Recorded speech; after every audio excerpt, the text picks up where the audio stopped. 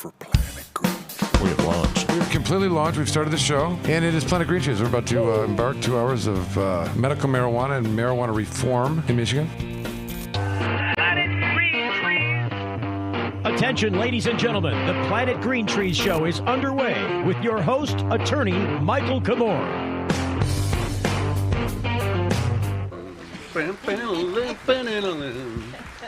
Alrighty, what do you know? It's another We have episode launched. Here What we do you know? are. We're back. Alrighty.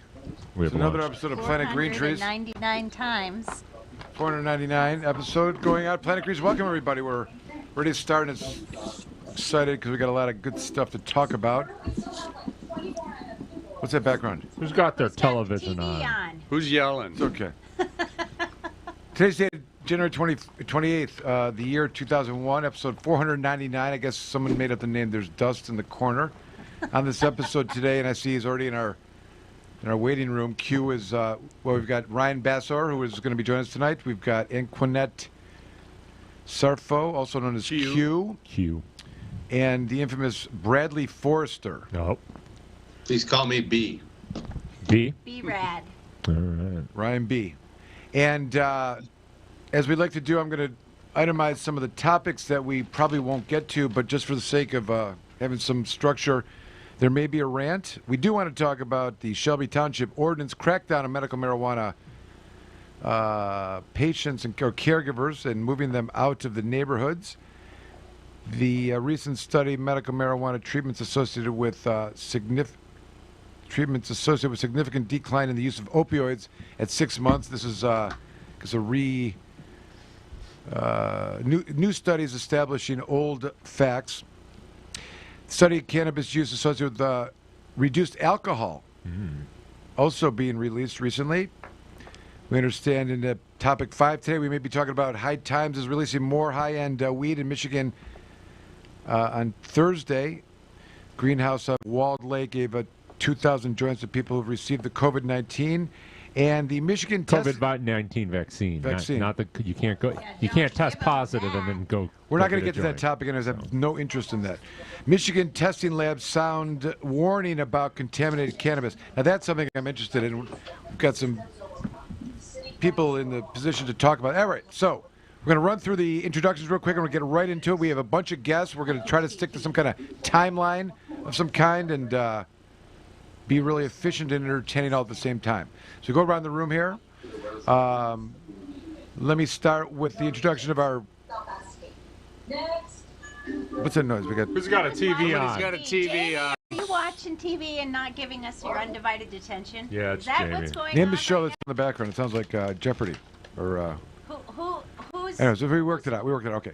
So we've got the Bunker Boys over here, which include Tommy, Justin, and Dan, not to be seen.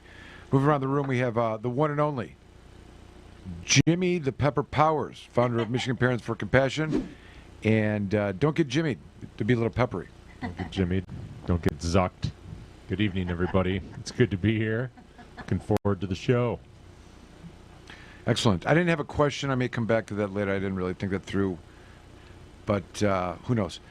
Next, we have a YouTuber in her own right, our very own Elevation Station Elevator, of all things, the one and only Amanda Jocelyn. Happy to be here, Michael. And it's 499th episode, so we're excited about next week, of course. And yeah, check us out on YouTube at the Elevation Station, or also the Camorn Law and Planet Green Trees YouTube. Excellent. And I hear that a new ad campaign is coming out for Yeah. Planet Green Trees, so that's fun. Yeah. It's getting, we're snazzing it up. It's going to be looking good, so check that out. Make sure you subscribe for updates. Excellent. And moving around the room, someone that's always very difficult to introduce because he's so prolific with all things that he does. I like to call him my dear friend, Stephen Miller. Yes, sir. Thank you. Thank you. It's going to be a really good show. Stephen did promise some dessert tea later, so we're looking Yes, forward to that. we will be Yes. having dessert teas tonight. He will also be doing a rendition of "Fly Like an Eagle." The water is heating up for the hot dessert teas as we speak. Moving over into the world of the Zoom. Zulu. Can't skip that introduction about the one and only master of all Zooms, master of Disaster. Jack E. Herrera in pipes and stuff. He is my dear friend. Roach clips. Got a good sweatshirt on tonight. The roster rabbi, Alan Peisner. Thank you, Michael. It's a pleasure to be here on Planet Green Tree Spaceship, sponsored by Comorn Law, best law firm in the state for anything related to medical marijuana or medical marijuana licensing or anything criminal defense. If you have an issue, contact Comorn Law at 1-800-656-3557 or their website, comornlaw.com. Thank you. Thank you. Thank you. And moving around, before we get to our guest tonight, I mean, he's kind of a guest. I'm always lucky to have him on. He, as he knows this week, he lived up to his being responsible for all things that take place, as he was properly abused in our Monday Planet Green Trees meeting. And I'm surprised he showed up still. But here he is, our very own friend. Well, it's always great to be here. I'm not sure how to take. He's kind of a guest. Yeah, that was kind of fucked up. Well, I feel like A recurring guest. he's a part of the Every show, day. but I feel like it's a guest when we get, it's like a special. When he's not here, it's or whatever. But it's always special, Yeah. is what you meant. He's a friend and a Yeah. confidant. Yeah. Well, really looking forward to this lineup today. I'd like hearing from Brad. It's been a little bit since he's had a platform to offer up his opinion like this. That's always interesting. Of course, Q, always great. We were talking about the social equity group. I'm sure she could offer up the details that we were wondering what was going on during the course of those discussions and stuff. And Sure, I hear she has an opinion on the tax too, so I think I'm we sure should she ask does. about that. Yeah. And I was able to attend the freeing of Michael Thompson early this morning. Yeah. And of course, Ryan was there, and I think later on met up with him too during the day. Very cool. So that, yeah. It's very Congrats exciting. to Michael Thompson. Very exciting. And I guess that would be a good time to transition to our guest, who was actually present there and has had much involvement with the crusade for ending social injustice. So let's get him on right now. Our very own Ryan Basore. He wanted to be known as Ryan B tonight, I think. Just B. Just B. You guys B. plain, Okay. plain old You're B? calling Anquenette Q. I'm going to go by B. Oh, That's good. okay. That's okay. good. I like that. it.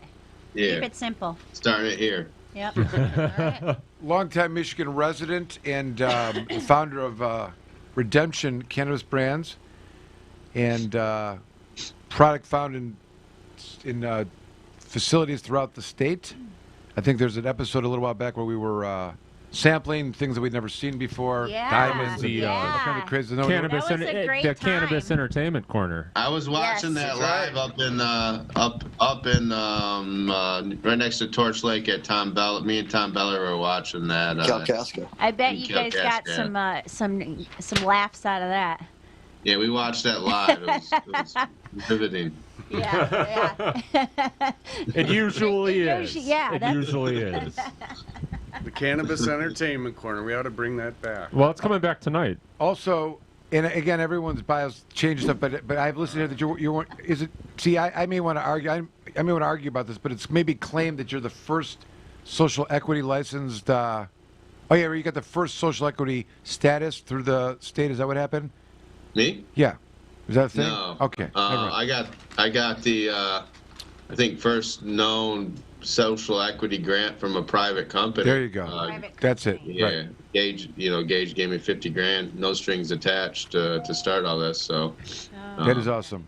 yeah, And it's an interesting dynamic. I want to talk a little bit more about it. And I just want to plug Comorn Law real quick because I know that we have the first.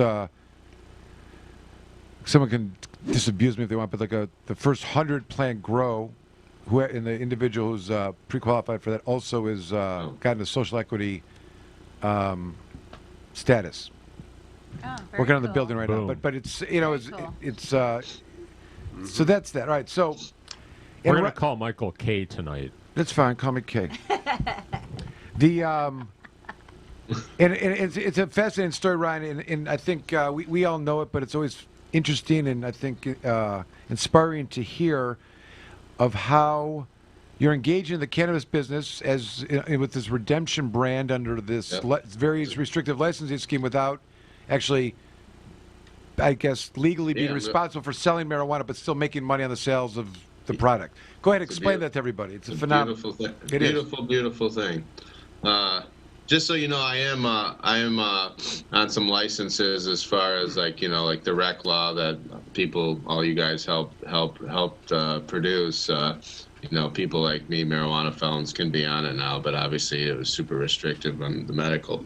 But no, it's cool. So like I'm able to go and pick growers that I've known for over a decade that were caregivers and transitioned early on into the licensed market, and like Drew Driver at Driven Grow and Kevin Pybus at True Cannabis and Tom Beller at Real Leaf, and they're growing the flower and we're picking out. I'm bringing them the genetics, and I've talked more about that, but I sourced a lot of genetics, really good genetics 9 months ago, and that's about to start hitting the market soon. And they package it in my brand. I sell it all, and 10% goes to my foundation. And as the market has turned upside down since October, prepackaged branded flower is still getting a great price in the market, and the bulk stuff it kind of isn't. So it's been a good play. And but all I had to do was get a licensing agreement approved by the state of Michigan. They didn't no background checks, no bank checks. I just sit in my office in Old Town Lansing and sell millions of dollars of marijuana over the phone while I smoke joints. So beautiful. Well, Nice. there's a couple points I want to make here. Was one, this is one of the few contracts that the MRA does require review of. Other contracts that a business may make with an employee or in any other type of traditional relationship is not required. And when you say selling marijuana, are you saying that you're acting as a distributor for the product that's being produced and packaged as to who's going to buy it on behalf of the grow licensed? Yeah, so they grow it, they do everything, they package it in my packaging. And then they end up, I direct the sales to the stores that I choose and that I want to be in. I've been able to luckily got in early enough where I got to be very selective, and I'm only in stores that they line up with my beliefs, which is important to me. I'm not trying to take over the world or anything like that. I just want to do this and enjoy doing it and be proud of what I'm doing. And then at the end of the month, after all that's said and done, I get a licensing fee on basically each gram sold, and it's been great for everybody. It's been a good situation. It's been some win-wins, and it's been fun. And I got a lot of cool stuff that's coming soon. So I've been working hard. And I didn't mean to imply that you were involved with it, but you're certainly part of the promotion of and facilitating orders and whatnot, and who may be interested in it. Right, that's what I was saying, like what you're doing in your office associated with that. I'm in charge completely of the product, where it goes, who I talk to. I talk to everyone. I go out to the stores, give away free samples, talk to them about my story and the foundation and what we're doing, talk to the bud tenders. And that's really what my job's going to be in 2021 is criminal justice reform, and basically visiting cannabis provisioning centers to tell them about criminal justice reform I want to do and that I've done, and then to hand out free samples. So. Well, cool. I like talking about it because it is you're defining the job description of what this is without actually, and nowhere does it require a license. And the things that you're describing, Ryan, you've got a cause and purpose to go talk to people, and it's part of your brand. What you're doing really is, if I may say so, you're branding yourself. Every day you're branding. Completely. And I like that as an idea, and I think it's an interesting story for even those that want to take a different approach to this. They're not necessarily. There's a different type of investment, right? May not be financial capital. It's more like sweat capital and energy capital. And there's opportunities for people, but it's all about the brand. Like, you got to make your brand great, and that should be the competition. Let the best brand prevail. So I just think it's a great story and opens up a whole area within the licensing scheme that, provides opportunities for people that may not choose the path of obtaining a license. And I love hearing about it, and I can't tell you how happy I am that it's going well for you. Thank you. I mean, it is my dream job. So, you deserve it, Ryan. Seriously, man. I'm so glad it worked out for you. You deserve it out of anybody. Well, I appreciate all that, and I'm just, I wake up every day and I'm thankful, and I hear people around me screaming about people, like we used to be the fanatics and the revolutionaries and the crazy anti-government people, us marijuana folks, and look at us now. We're just give us some marijuana and quit arresting us, and we're cool. And I do hear like, Ryan, why aren't you upset? I'm like, I honestly go around every day and I can't believe that I get to do this. I feel like I got more freedom than I ever had in my life. So I'm a happy dude, and I'm gonna, I guess, I don't know if stay in my bubble or what, but I'm having the time of my life. And Ryan, am I right in understanding that the licensing works for both recreational and, medical and recreational?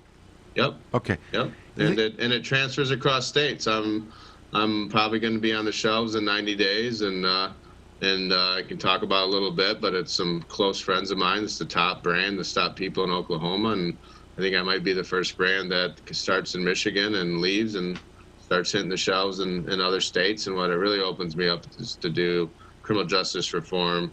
Oklahoma is the #1 state before they went medical per square mile per capita for marijuana arrests. So like they're super right, just like we are, and hopefully that just keeps going. So I'm trying to be I'm in about 40 stores in Michigan. I'm trying to be in about 100, and that's it, and move along. I'm my new catchphrase, not trying to take over the world, but we are trying to change the world with what we're doing with criminal justice reform. And if we can facilitate that through selling marijuana legally, there's no better way, I think.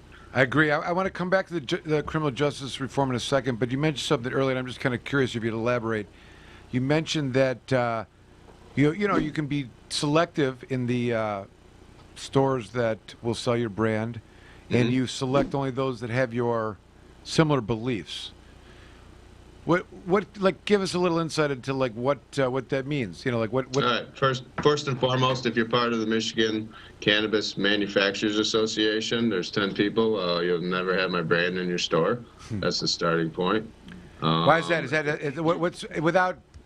It's like Green Peak and those. Oh, okay. Yeah, they're actively having meetings to get rid of caregivers, to go against everything we've worked at, and I'll never be a guy that goes against home grows, that goes against any of that. I love Michigan for the fact that we're not this 20 or 30 place grow, and or state grow limited, and we got open competition. Someone like me can make it, right. And then there's also great growers that can make it. And Michigan's going to come down to how good you are at cannabis, right. But so they go against that, and they do crony capitalism. They try to get rid of the competition in order to succeed instead of being better. So. Seems like the next version of the Michigan Responsibility Council. Yeah, it's Linder's group. So I mean, yeah, Linder's the obviously you guys all know Linder. So Linder's the their president or whatever, their spokesperson, and then obviously there's some other companies that I used to have ties with that just basic. If I know that you're screwing over employees or supporting to get rid of caregivers. Cannalicious, Detroit Fudge Company. Yeah, Cannalicious, Detroit Fudge, Choice, all of them, I'm done. So but there's enough great people. I was just up in when I was at 24, I bought my first home in Lanesburg, Michigan, just north of Lansing on Lake Victoria, and I had a great time there, made a lot of friends. It was a wonderful experience, and I was just there, just got back home. There's a local Roots is about to open, locally owned rec dispensary in Lanesburg. And, I was up there, and it was awesome. The Liskys and local family, and the competition going to be open is a Canadian group that was brought in by, Mark, I think it's Brayman, the head of the Windsor Township board, and then he left and consulted. He brought in Skyman over there. So it's the locals versus the big guys. my old town, and now I get to sell my own cannabis in it and see all these people, and you know, it's pretty surreal. It's extremely surreal. So those are the types of groups that I want to be in and succeed in. Yeah, and in Michigan we get to do that. We don't have an overly restrictive law, thanks to everybody on the show. You know, I wanted to ask you, I wanted to return to the justice discussion in a second, but you mentioned before, like, some of the positives of the branding business right now and the way you position yourself has been magnified because of the upside down market. I think that was the way you referred to it. And what I took from that is that I mean, during the COVID, cannabis business was essential. It continued to go on. There wasn't like a shutdown of it, and people were getting government checks and had money to spend, et cetera.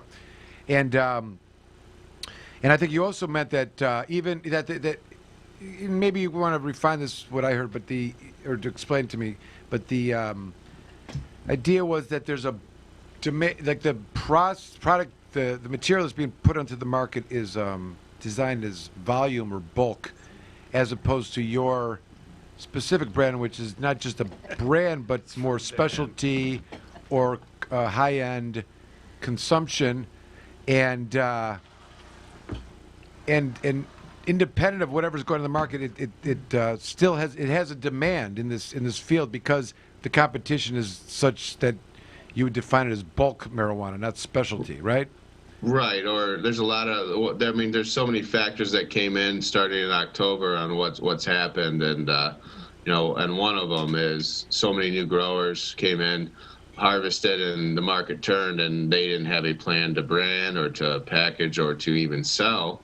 And so what's happened is you're seeing all these growers going door to door every day to these stores, and it's just like, here's our flower, and how low do we have to go? That's their sales pitch. Wow. And then it's pretty nuts. And then there's other people that have been in the game for a long time and understand the ups and downs and the values. And I understand that at my pricing, you know, you're going to be able to double up as a store, still make money with 280E and give a great price to the consumer. We lowered it early, so like it's pretty interesting, Michael. Like there's that factor. Then there's all these MBAs and guys that are the smartest guys in the rooms, you know, way smarter than any of us. Anytime, just ask them, and they look at marijuana as a commodities market. And they you know, like, and it's just up and down, so that's going on, and then they're like, the supply's running low, we get to raise our price again. And imagine buying, you know, I don't know, your plug back in the day, if it kept on changing your price on you based on what was going on in the streets. And, yeah, that's not how why was this 45? The street market. Yeah. Yeah, hey, High Times says this is how much I'm supposed to charge, whatever. So that's going on, and then I tell all my stores and the relationships is like I lowered my price. You can count on me. It's never gonna go up. This is the high. We're not dropping our pants. We've been around. We're providing value. We'll be here for you in a year, and like we're gonna keep on working at it. And when it goes lower, it's not gonna go back up. Like we're in this for the long haul, and we're seeing like this whole new group of business guys come in and women, and it's just it's like totally different than what we're used to, and it's just a complete like, oh, I'm going to charge you $1,800 a pound this week. Well, the distillate market dried up. I'm on this, and I can charge you $2,500 now the next week. And these retailers, the old school ones, are like wondering like, what the hell's going on? But then, so it's pretty wild. It's like the last 3 or 4 months in Michigan on the market has just been panic up and down, and just watching a lot of people kind of flail around, and then, you know, steady as she goes. Like, this is we're not getting our doors kicked in right now. This ain't nothing, so we'll just weather the storm. and I think what you're saying is I know we've talked on this show before, and there's always the monthly reports produced by the MRA, so you can kind of track the costs retail. But at some point in Michigan, and this is early on, I think in the January, February last year, where the price of cannabis was, you know, like $4,000 or $5,000 per pound or something like that, which is unheard of on, you know, caregivers and patients and whatnot. And the black market thrives. In the cannabis. It does. And then you have and then just recently, and there's there's no real answer. I think first of all, the trend is always going to be that the more licenses that come online, the more or less people, the price is going to go down. The production, but there was an influx of the outdoor grow this past fall, which always changes the supply. But and that's really what's going on right now. Isn't it really just right now a competition to fill the market with flower and for the processing? We have not gotten to the point of the competition of the super quality cannabis, right? People are buying stuff that the top shelf is not prevalent and at a reasonable price. We're a long way away from that. Well, no, I mean, it's reasonable. It's what's happened just even the last month. It's changed so fast, but there's a lot of things happening. So there's, say, Livewell's producing 1,000 pounds a month, remediated, PM'd, selling it for $700-800 a pound right now. Whoa. And people are buying it, and they're looking at the THC. That would explain some seeds. Yes, just, don't buy it. They're looking at the THC, meaning... I just had we were just smoking a joint that we had picked up from a provisioning center. And what do you smell but a seed popping? Yeah. What the heck? When so there's that. Wait. Just clarify remediate. Now I know why. Because you're saying that they won't pass testing. You know what it means. And they send it through the microwave and to kill the microbes. To get rid of powdery mildew or mold or whatever. So ionizer.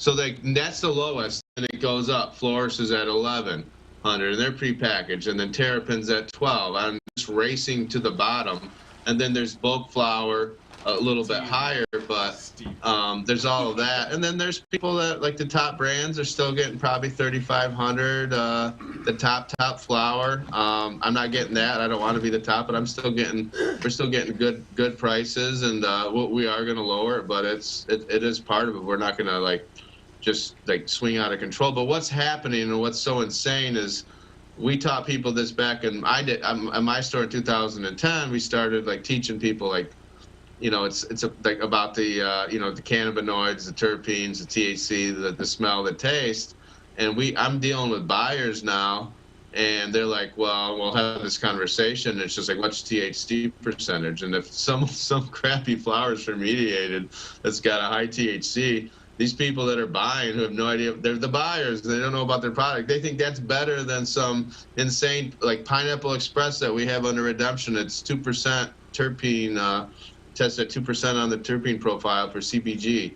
I mean, it's crazy. So it's an awesome flower. It's an awesome So dealing with buyers that have no idea what they're buying, and the other factor is that this is me ranting, Michael. I wanted to go on a rant tonight. The other factor is dealing with buyers that know better and aren't taking the time to teach their customers and patients. You can teach them about the plant, about the reality of it. You give them, they'll be a lifelong customer, and you just keep on selling them distillate pens at the highest THC. And so I have to walk away from those people, and luckily I'm gonna.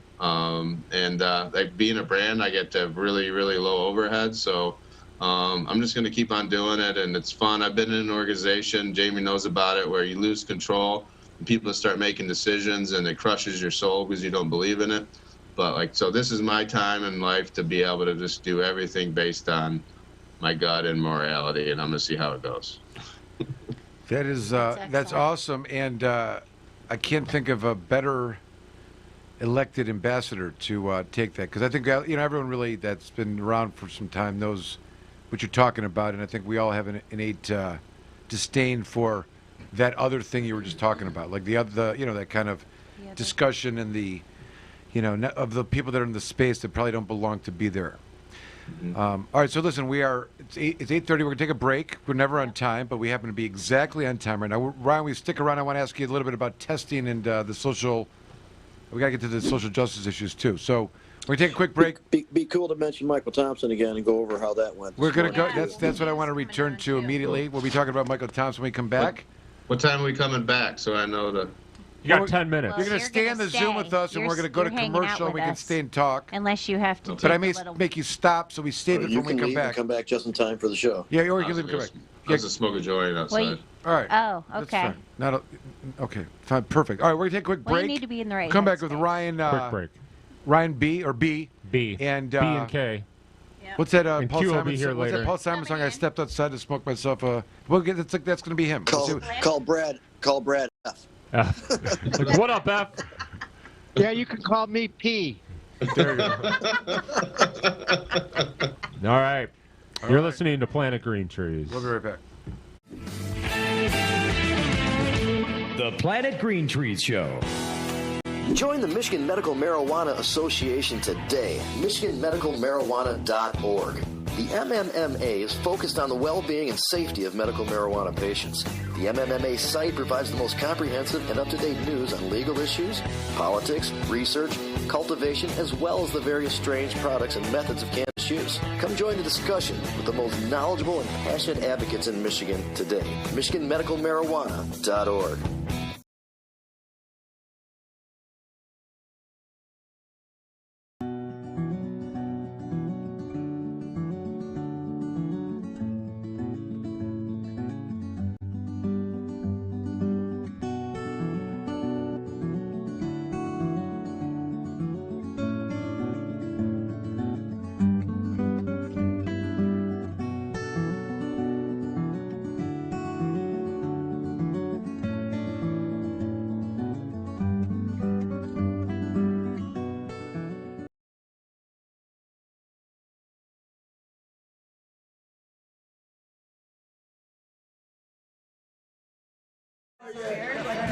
Hey everybody, Tommy's on the line. Welcome to say hello.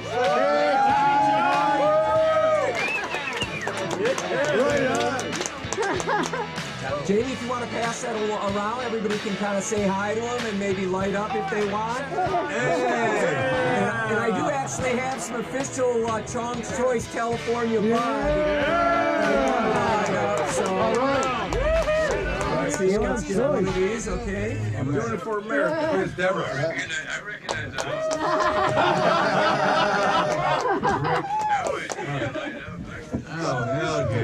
that. So Tommy Chong is on the line. How are you? Tommy Chong. Great.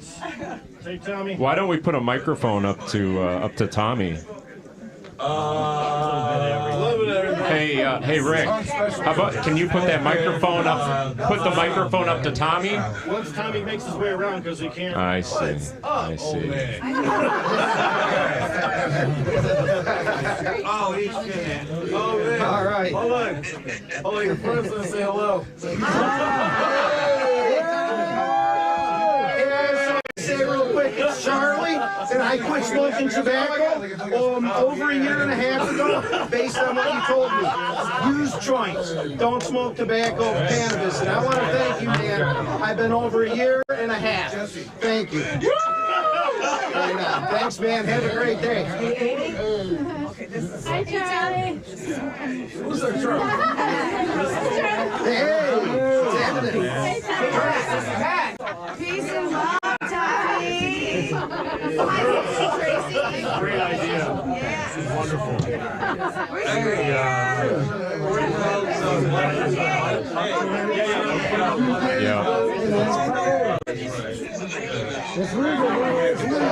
I think Jamie did a poor job. He had one job. It's so loud in here. All right, here we go. Mikey coming in. All right, Jamie. I don't know if you want to try to put that up to the microphone. Let's put that up to the mic, Jamie. All right. Put it right up to the mic. Hey, man. So we got Tommy here. So do you have a legalization message for us, Tommy? Yeah, you suck, you know. Good advice, son, man, you know. Unless you have to. Then you do what you gotta do. Oh, yeah, okay. Oh, that's, yeah, Tommy, are you celebrating with Michigan today? Doing anything special in town? I forgot all about it, tell you the truth. But I'm in Toronto doing a television show, so I'll definitely mention Michigan when I do the show tomorrow. Are you doing another dancing show, Tommy? Because we love you on that one. No, I'm still recovering from the last one, man.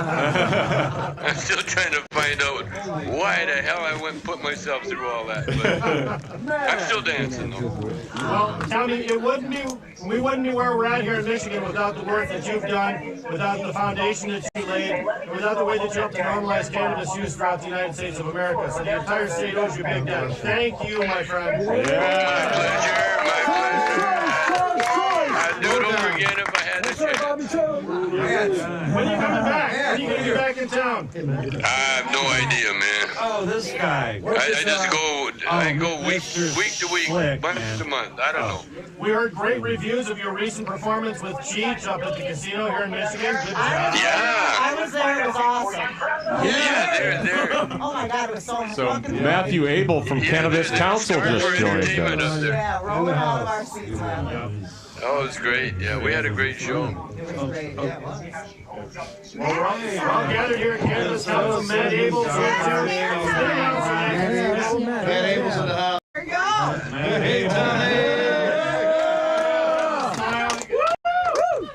How you? Curtis has something for you. A Chong's Choice Cannabis joint right there. Nice. Very nice.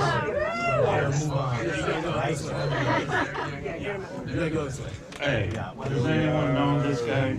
Oh, okay. Now, isn't it weird? It's legal, but there's only certain places we can smoke it. Oh, I was out of the room. Yeah, not in public. Can't smoke in public at the moment. Yeah, Remember when it was weird, but we'll get there. When it was illegal, we could smoke it anywhere. Here right now. I know, I see that, but you're breaking the law, probably. We're right up place. Matt, can we smoke here?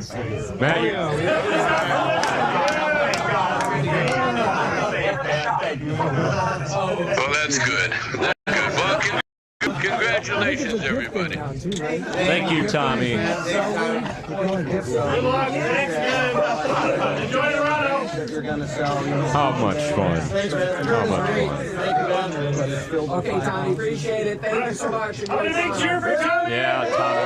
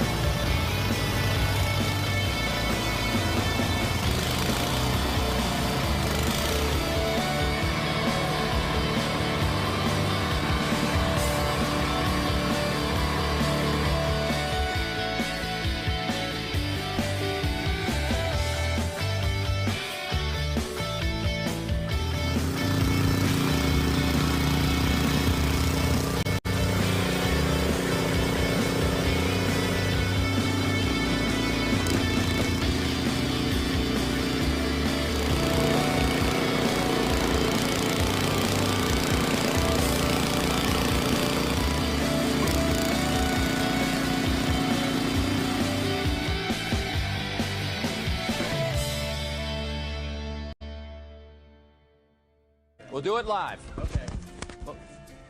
We'll do it live. Fuck it. Do it live. I'll write it and we'll do it live. And thing sucks. Here's Michael Camorn with more Planet Green Trees.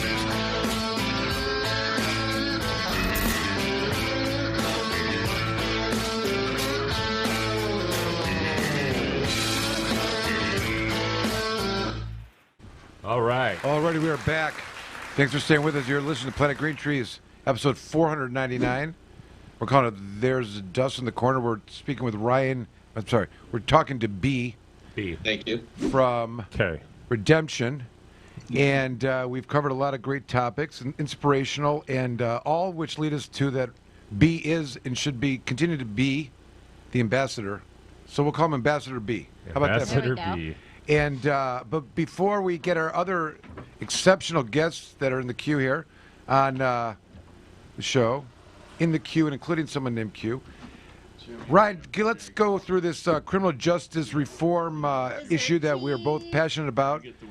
And your organization, of course, is devoted to that. And today we had the news of Michael Thompson, I guess the longest serving prisoner in the correctional facility at MDOC, and was released today, which is outstanding news. And you were there, and Jamie was there. And tell me a little bit about that. First, what that experience was like, and how'd that make you feel today? Yeah, it was wonderful. It was surreal.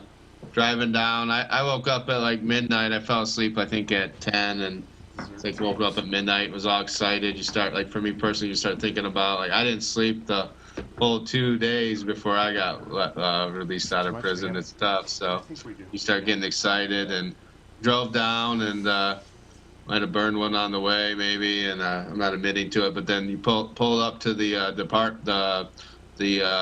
Jackson prison, and they stopped me, the guards, and they said, "Who are you? Who are you with?" And I said, "I'm Ryan Basore with." 5 seconds, said, "All right, you can go ahead." So I went in, and and the media was there, and Rick was there, and a lot of Mike McCurdy, the Cannabis Caucus, Last Prisoner Project, and Michael's family, and then all the documentary crews, and they let him out right at 4, and it was super emotional. Couldn't imagine being in there 25 years, especially not knowing if you ever got out. And Michael gave a great speech, and what really struck me is how motivated he seems to be involved in criminal justice reform. And it's one of the things that changed my life forever, is going in and coming out, and it does wake you up. So the more people that we start getting out and freeing, like, we've got that many more advocates, and great people on our side to get it done. So I do think it was a great day. Hopefully, I think it's the tip of the iceberg. And what I realized today is, just hearing Michael talk about the people behind the wall still, and his friends in there, and the guys, and how hopeless. But then he also talked about how they're all listening to us. Like, I'm on text messages with dudes in prison all over the state, and federal guys, and they can reach out. They got cell phones, not necessarily supposed to have them, but they have them, and they're listening to us, is what Michael said, and they want us. And it was just really motivational to keep going. So it was an awesome day. I don't know if Jamie was there today too. I saw his video posted. I just want to make sure he gets credit for getting up so early today and making the trip. But just on a side, in a hotel room there. So. Oh, is that what it was? Okay. Oh, okay. A little misleading then in his effort. But I had a crazy story, and Jamie may not, but I talked about it. But I had a murder case that I'd represented someone many, many years ago. I could go into a 4-hour story of how crazy it was, but it was the most important thing was it was like on October 11th, 2001, like literally 1 month after 9/11. I don't know if you could imagine having a jury trial. Like, people were like scared. Anyways. So my guy gets convicted. There's all kinds of issues in the case. I put it to rest after months of questioning my existence and value in the world as a lawyer. Picked up, moved on. I kept in touch with the guy. He knew I gave it my best or whatever. Sure enough, 20 years later, I get a call from the Wayne County Conviction Integrity Unit, where they said to me, "Guess what? Remember that case?" I'm like, "Yeah." well, we're going to release that guy because everything you were arguing about those days, the cheating, lying, and Brady and, witnesses not doing this and all that, you were right. The conviction does not stand up to any kind of integrity, and we're dismissing, vacating the sentence after 20 years. And I don't know. I'm just so. You're right. There's a lot of guys still behind there that are sitting there from a broken system that ended up there from, for all the wrong reasons. And it's, you're right. Being in there, being surrounded, or being within the criminal justice system, you see how much effort and the need for reform still exists. And I really commend you for it, Ryan. It's hard to, it's defeatist in a lot of ways, and it requires a lot of, picking yourself up and going on the next day. So I applaud you and your entire group. Just before we get to our guest that I see here in the queue here, and I want you to stay on as long as you can, tell me, give me a rating on how you think our leadership or administration has done on its own without any advocacy and leading the way for these particular issues in terms of reform or at least, vacating or uncriminalizing those that have been most afflicted with marijuana-type convictions. You got any comments or thoughts on that? Talking about leadership in Michigan? Yeah. I mean, it's way better, way better than we're used to. I still think Dana is the, not everyone. Obviously she hasn't been perfect, but there's been I think she's the best state attorney general in the history of the country on marijuana, and that's saying something. So I feel blessed about that, and I know there's cases that we don't agree with, and I don't understand the complexities of being an attorney general, so I won't get into that. But as far as the legislature, I was really pleasantly surprised that there's the whole new guard of Republicans that came in, and now it changed over to be a little bit more far right, which is a little bit worrisome. But we got rid of Meekoff and that whole crew, and there was like Graham Filler, and even Chatfield was willing to do stuff as far as criminal justice reform. So that was good. A lot of before they wouldn't even talk to us, and then Governor Whitmer, she won't talk to us about this stuff. She did commute Michael. That's great. She's made us essential. I give Dana an A minus, and probably Gretchen a C plus, and the legislature maybe a B minus. Do you question these facts that the state of Illinois just with a swoop of an executive order vacated 20,000 marijuana convictions, and the fact that we've got Michael Thompson, whose case is just so. It's like the extreme of the extreme, and that's the one that everyone they can get behind. What about everybody else? What about the that would be huge. I mean, Dana, Colorado and Michigan is the only two states that had the government really give the amount of people in jail in that state for marijuana, and that was because of Dana and Jared Polis in Colorado. But can we do it? I don't know. I mean, that's we got to figure that out. I wish it would happen because. It was awesome to get Michael out. But there was so much human capital energy put into that from across the country, some cases around the world. So that's why it has to be a momentum builder. It can't be that much energy for each person. So we have to get this going on a more of a bulk level and get it going. I don't know. I would love to see something passed, but with the Senate going to, with Georgia going Democrat, I just feel like there's a lot of things happen and anything's possible. I don't hold anything back now. So I do think we're going to see some major changes, even more in the state, because the federal government's going to be out there leading the way a little bit more, and that gives the people at the top, particularly the governor, more cover to do stuff. It's really hard for me to move on and not comment on your scoring. We'll have to do that on another day. I know you want to. But I'll leave you alone. I'll leave you alone with it. I've got to, that's it. I'm moving on. It's good. It's all good. All right. Stand by. We got our next guest on here. We've got, it's in the middle here. Very relevant still. Chad Morrow's joining us. Glad to have you on, Chad. Thanks for joining us tonight. I see we've got, I'm not sure if it's Chris Robinson from the Black Crows or Brad Forrester, but I'm going to go with Brad Forrester. Someone flash his picture up there because he knows what I'm talking about. There's a couple of videos. Brad, so good to see you.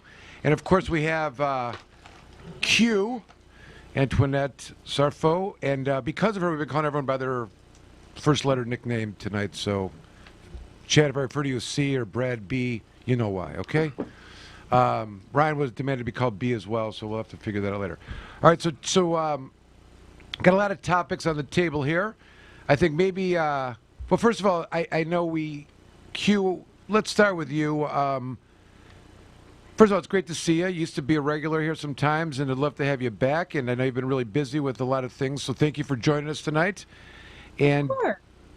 Thank you for inviting me. I'm always willing to participate, so thank you. And nice to see you guys as well.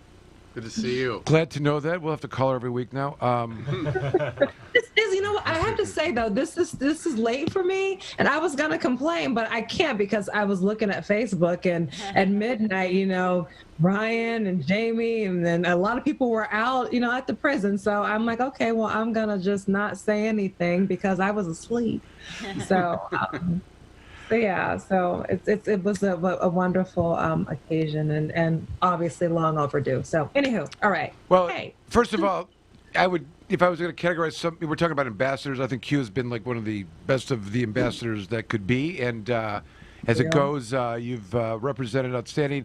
And I think a lot of people are interested to hear more about the social equity program. I know you were part of the commission that I think was involved. You were appointed to the commission that gave a report to the MRA about things. There's a lot of topics. I saw the report. I may not be exactly describing it what it is called, but a work group. It was a state-sanctioned work group. Yeah. Very good. And I know the headlines that came out were like, oh, you know, they're recommending increased taxes and stuff. I mean, that's one of the topics. But really, let's step back. The whole point of this was that the recreational law passed by the voters has this piece in it that requires social equity program, which reduces costs and for fees and other types of things associated with the industry, as well as incentives to cities that have been deemed in the social equity group of cities that they use the formula that have been most affected by the war on cannabis or war on people.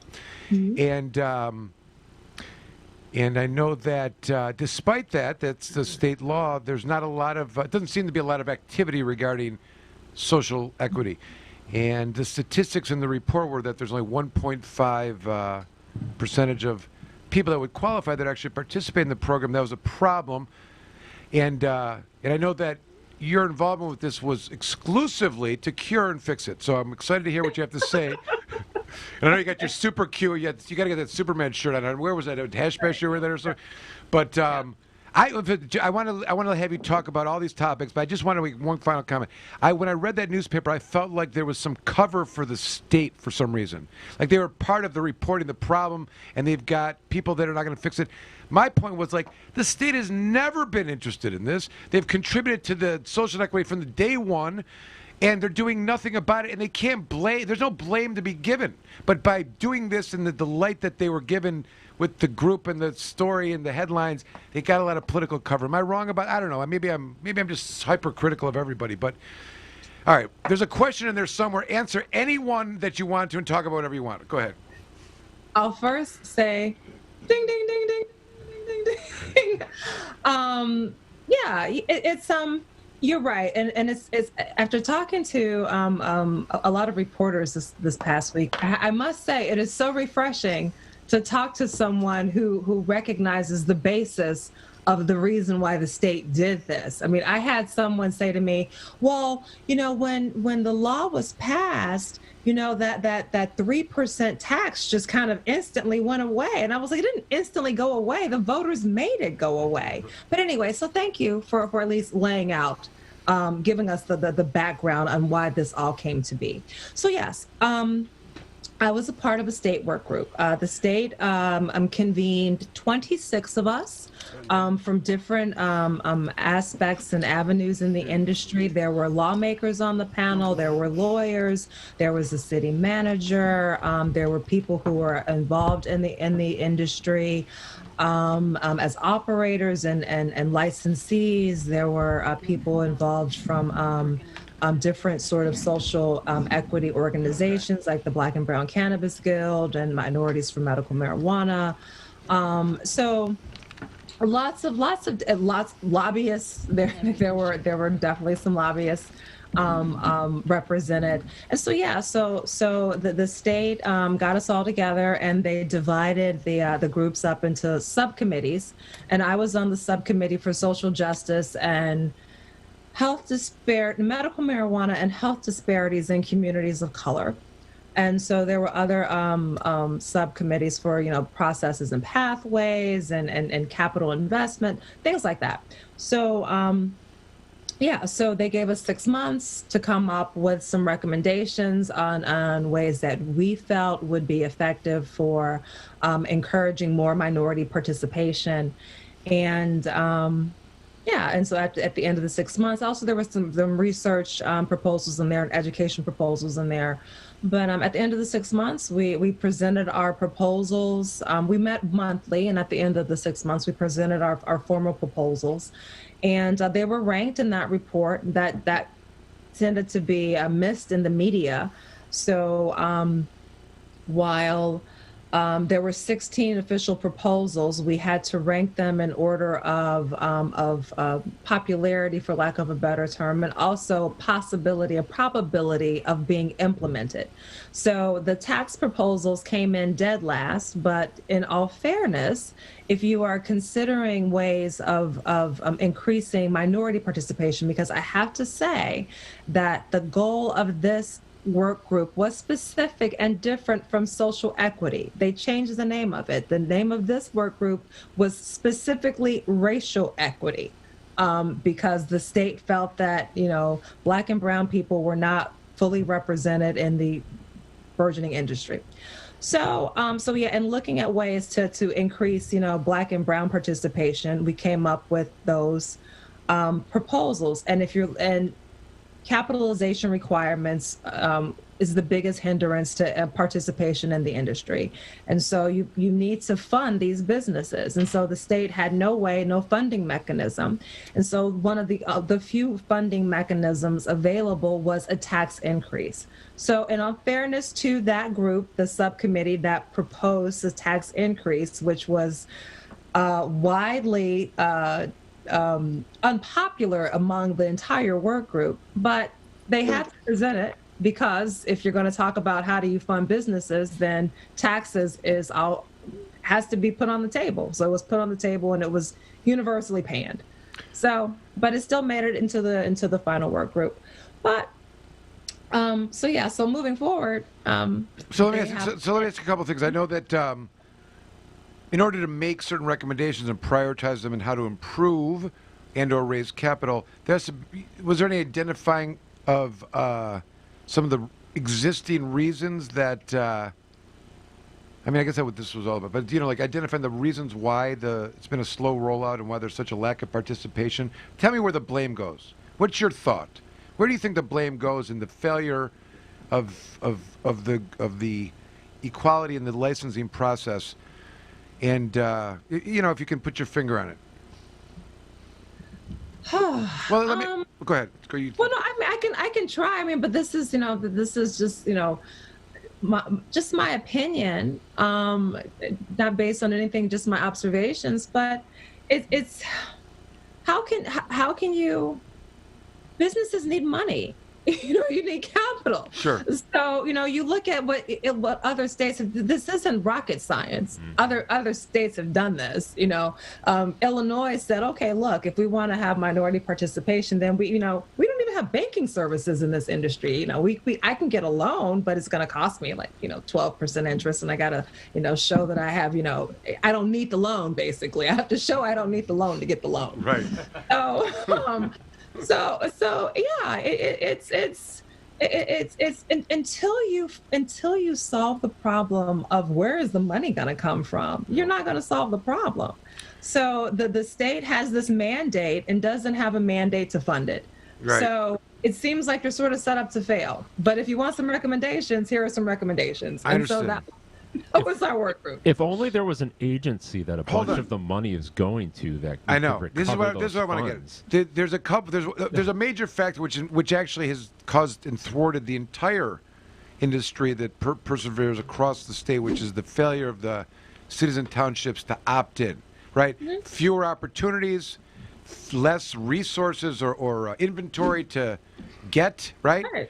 Oh, yeah, $1 million for a tear down. Right. Sure. Yeah, that kind of stuff, right. So when it becomes open, it's a inflated price that it limits a certain number of people to being involved in, and there's no financing for it because it's inflated. People, right, and people that invest don't pay those kind of price, like big investors. All right.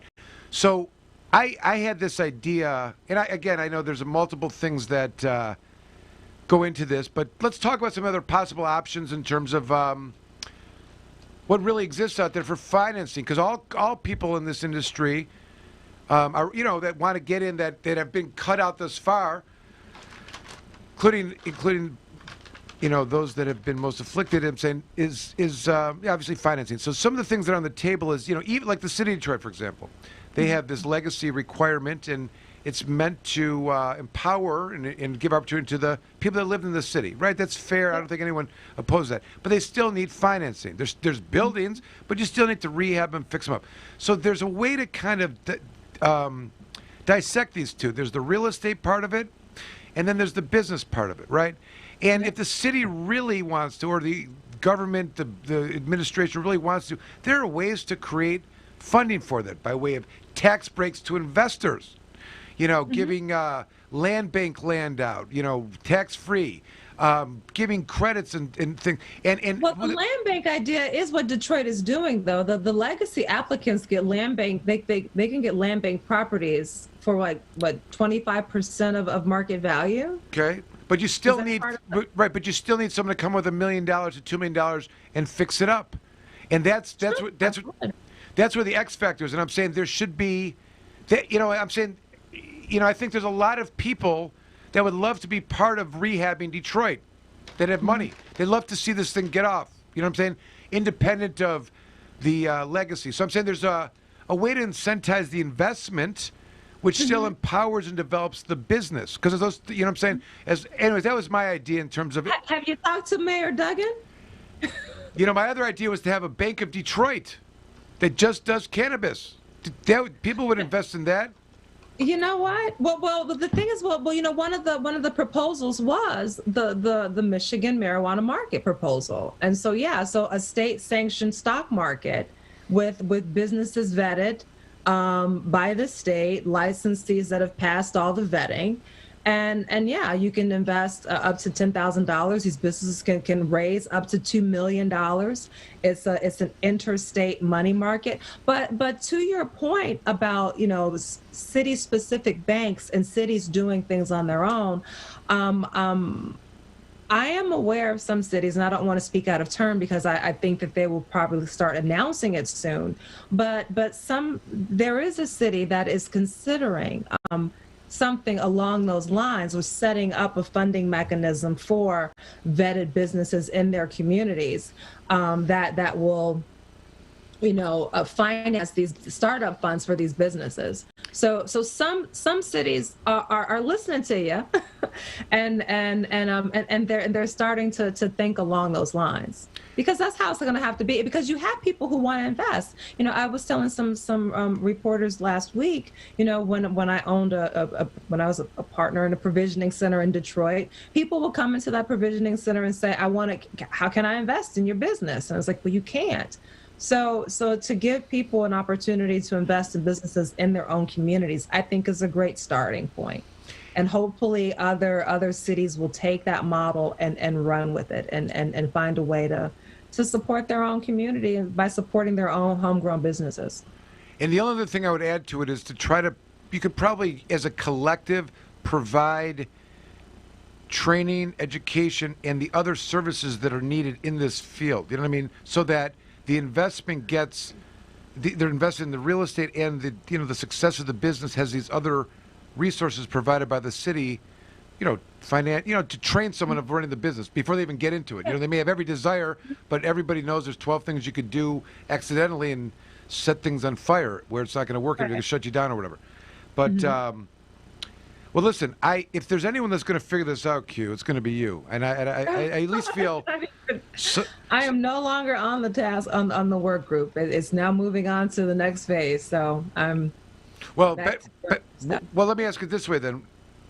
What do you think is going to happen? Do you think there's any actions going to be taken by the legislature? Do you think this will impact the MRA in some kind of administrative rules changes of some kind, or is it?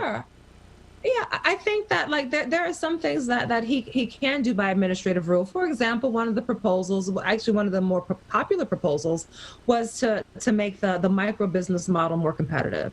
So there was an addition of more plant counts. It allows them to interact more with the other commercial industry. Sure. So it makes that business model more attractive and more successful. So that was a widely approved proposal. The marijuana market proposal, you mentioned having more cities opt in. There was a proposal for a webinar that hosted by a lawyer that get 4 municipalities that gives them, a time, an outline on how to draft their ordinances to cut down on the possibility of being sued. So there were research proposals. There were. There's the continuing education proposal, because we're also still fighting stigma, and so if they're looking at how do we get how do you help how do you solve the health disparities in communities of color, and how do you use medical marijuana to do it? Well, then you make it so that medical marijuana isn't something taboo, that's whispered, that it's a joke, right. Acknowledge it for what it really is, real medicine that people are using. And so it was a wide range of topics and ideas, and I feel that most of them will be implemented in some way, because some of them can be implemented just by rule.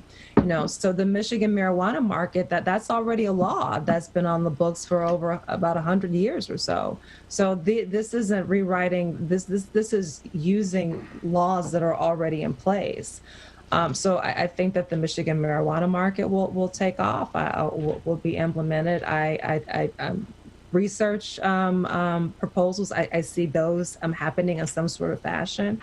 The micro business expansion, that's an easy lift. That's a rule change. The continuing education credits, that's also a rule change.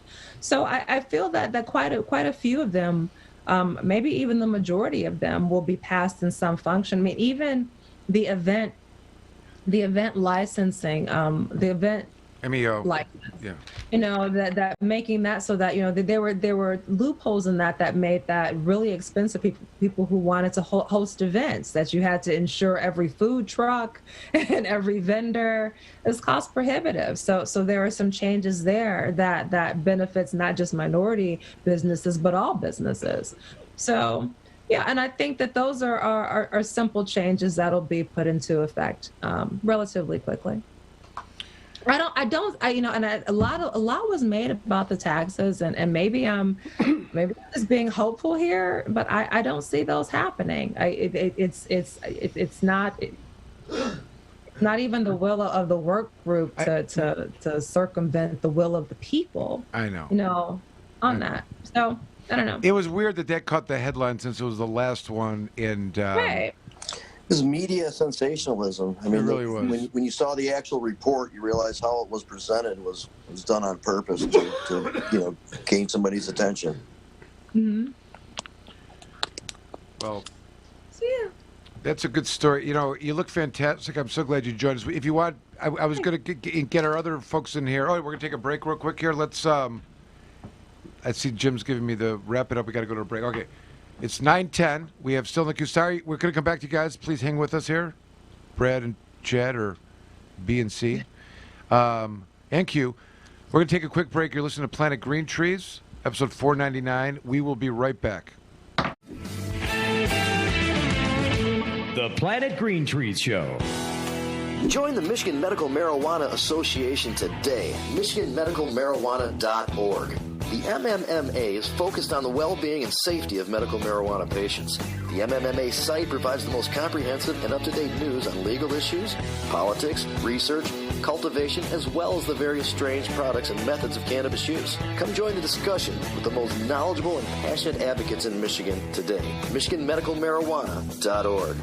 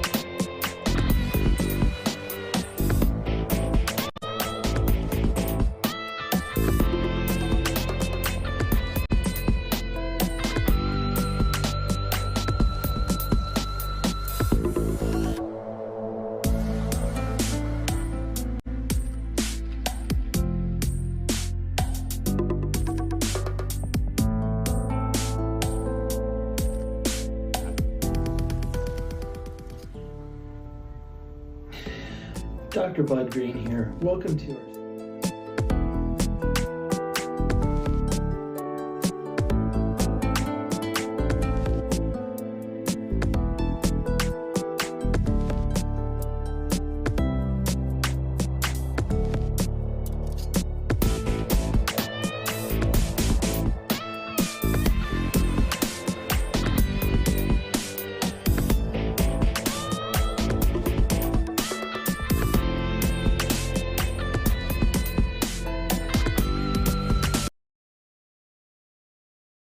Bill Schuette led the charge against medical marijuana, and even after the will of the voters was decided and the support was enormous, he still continued to fight against the will of the voters, keeping patients from the medicine that they need.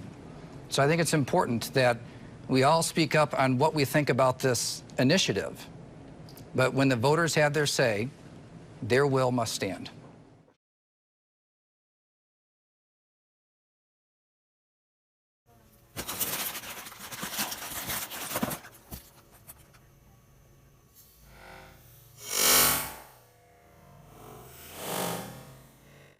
Here's Michael Camorn with more Planet Green Trees.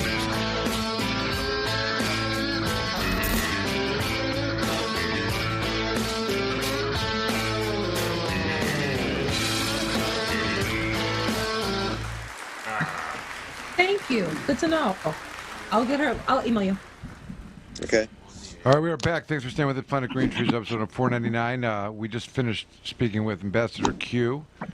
We're all more informed and knowledgeable. I want to thank you for that. Next, we have, as our guest in the queue, we have Mr. Brad Forrester, legendary cannabis advocate.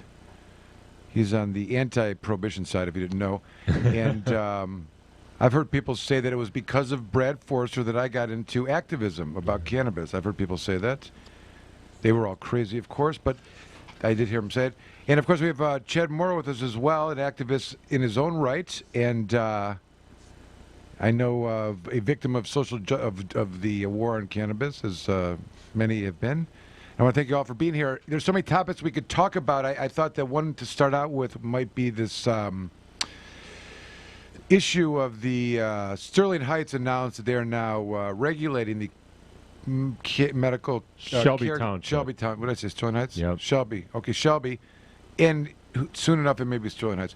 But they are prohibiting home caregiving, requiring individuals to go to a commercial place. We've seen this before. We have, and the issue is, and if we have Alan Pizer still here, he can maybe jump in, because something happened. There was the case that we all love, which is the Tierbeek. Tierbeek was the case that v. Wyoming. Every judge that saw this all the way up, I think they did the Circuit Court, 3 judges in the Court of Appeals, Supreme Court, unanimous all the way up. They all ruled in favor of that they could not do a broad ban on regulating state-protected caregiving.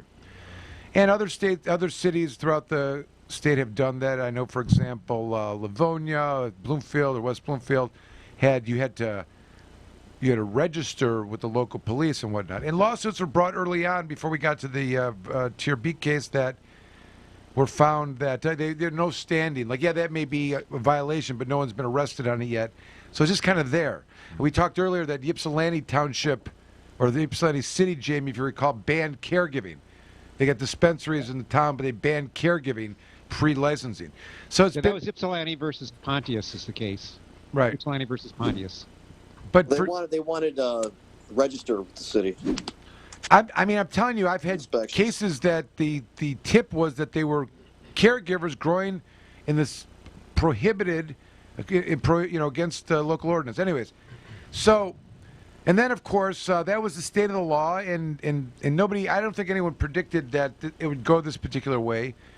There was this one footnote in the Tierbeek case which said something to the effect, footnote 9 or something. I remember it was like something to the effect of, cities can still regulate businesses as they normally do, something to that effect. Anyways, but as we've known and been told, caregiving is not a business, right? There's no taxing that's articulated. Right, but the courts have held that the municipalities can place reasonable regulations on people, and I mean that comes up in violation of ordinances that have to deal with smell, for instance. Okay, but also there's some things that they can't do that violate the articulated protection. That was always the dilemma. This is over the line. Over the line. See, the issue was, I thought, the privacy issue. You can't force someone to disclose that they're a caregiver. That's an issue in the fact that they're just trying to be more restrictive than state law allows, and that's not what's allowed. Listen, let's hear from our guests. Brad, why don't you go first? But I mean, this may just be we may just be picking cherries in the bigger tree of ending caregivers, right? I mean, that may just be the kind of road. But Brad, what do you have to? First of all, thank you for being here. I missed you, my friend. You look great. I love the painting behind you. Tell me what's going on and give me your commentary on this. Well, thanks a lot, Michael. And it really is great to be on the show. All the great guests you have here tonight. And, I just feel honored to be part of this whole thing. So, what do I feel about it? Yeah, I look at this as, maybe one of the first steps, or maybe not one of the first steps, towards eroding the rights of caregivers. We have a commercial, a licensed commercial marketplace now that needs some protection. And so naturally, the caregivers are the biggest competition for the licensed marketplace. And, it's inevitable that we're going to face pressures and that we're going to have to defend our right to continue to grow cannabis for patients, to continue to grow cannabis in our homes, to continue to enjoy the protections of the Michigan Medical Marijuana Act. We've kind of, I think, had it so good for so long that we've become a little bit complacent. But, some of us feared that attacks would come along sooner or later. And really, I think what we're seeing, certainly, if not by the Supreme Court decision itself, certainly by, Shelby Township's move towards, this, archaic ordinance amendment that, honestly, I'm just bewildered, how the High Court reached this decision. And I'm wondering, do we have recourse, at the federal level? Well, that's always been the dilemma. Yeah, I don't like it. No, Is it questionable if the High Court actually said this? This was about, it's in people's home. Wasn't it a decision about businesses or something like that? Yeah, I think the question is, every single ordinance that's written that tries to prohibit it is its own lawsuit in and of itself. You know what I mean? Until we get one that stands or doesn't stand. I still think we have all the same, they're allowed to regulate to a certain degree, but they certainly can't. They cannot restrict like this. And or prohibit what is otherwise protected behavior. And Right. I think the forcing into a industrial zone is antagonistic to the spirit. The idea that you can't, the whole idea is you do it in your home. That's the whole idea of the law. It was the whole intent. Right. Because they would say to you, you can't get a certificate of occupancy in a building because that's saved for businesses. Can't make a profit. What business doesn't make, there's no. Yeah, you're gonna go rent a building and grow your 72 plants. I mean, But maybe. people do that. Maybe. I mean, there's some cities that prefer that because they don't want it. But why should someone have to? I mean, that's not what the law intended to happen, and there isn't a problem. The only problems are problems that are being created. So let's talk about how stupid this is. And Chad Morrow, what are your thoughts? Chad, what are your thoughts on that? Have you, in your traversing the state, and first of all, thank you very much for being here. I know there's a lot of different topics we could be talking about as well, but I know you probably have a thought on this or two.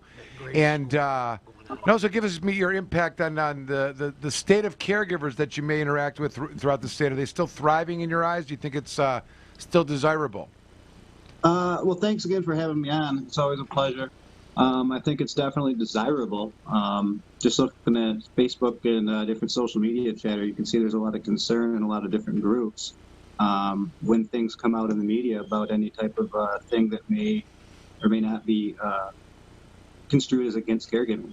I'm glad you brought me in when you did because, quite honestly, I had my issues in Gaylord with the dispensary and, basically became a social equity applicant through all that. And I moved out of there, though, and I'm now living in Allen Park, and I'm in a city that actually has one of these ordinances on the books. Caregiving is only allowed in industrial areas. They've limited it to specific industrial areas by, not being able to be so close to certain residential areas and whatnot. And when you look at the zoning map here in Allen Park, the only industrial areas on the map that actually qualify, the buildings are owned by Ford and DTE. So in essence, they've prevented you from tailgating. Are they cited? Exclusionary zoning. Yes. Has anybody been cited? To my knowledge, no. As far as that goes, it's something they put on the books, I think, to keep people from doing it, and that's kind of an interesting question too, because when I moved down here, I was involved in a petition initiative to bring in dispensaries and grows, and basically everything that the PMFLA allows. I also ran for city council at the same time, so I went door to door and I talked to a lot of people in the city, and we got the petition initiative on there. I got on the ballot. We lost. I lost and the petition lost. But it was interesting at how the city council members that were running for re-election, for instance, had the attitude of, if this passes, I'll support it, I won't get in front of it. But then the day of the election, when you go there, every single one of them, other than myself, had signs saying, like, no drugs in Allen Park, no drugstores, stuff like this. So they all came out against it. The other thing that was interesting is, when I read the city ordinance, this is back before there was some decisions that kind of went against it, for us in our defense. But I brought up the fact that, there were some cases pending, Supreme Court and appeals court, whatnot. And basically what the city ordinance here was pretty, against the state law. And they looked at me like I was crazy, and they just dismissed me without even responding in any way, shape, or form, which is another big reason I decided to run for city council. But the other thing was walking door to door and talking to people, telling them, my positions and running for council. I ran into a lot of caregivers. And these caregivers were like, "Oh, you're the weed guy in the paper, aren't you?" It's kind of a good segue, honestly, because they were growing weed at their house. And they would invite me in to see their grows. And thinking, just assuming that I knew a whole hell of a lot, and I might be able to offer some pointers. And going in there, I'd see things that clearly above and beyond what the city and the ordinance allowed, but within realms of the state law. And I told them, I said, "Do you know what the city ordinance?" And a lot of them weren't even aware that it was on the books. So they're like, "What do you mean?" We passed this. We went to the voting, precinct in 2008. This passed, but this is what we're allowed to do.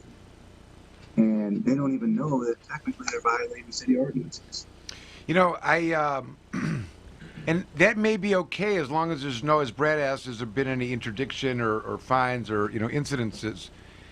And I think we'd all like to believe that in light of the legalization of marijuana in adults, no matter what, they can't restrict the adults over the age of 21, right, from growing 12 plants. That's not a thing that they could do. They're not even suggesting that. But the idea that they could minimize the caregiving is absurd as well.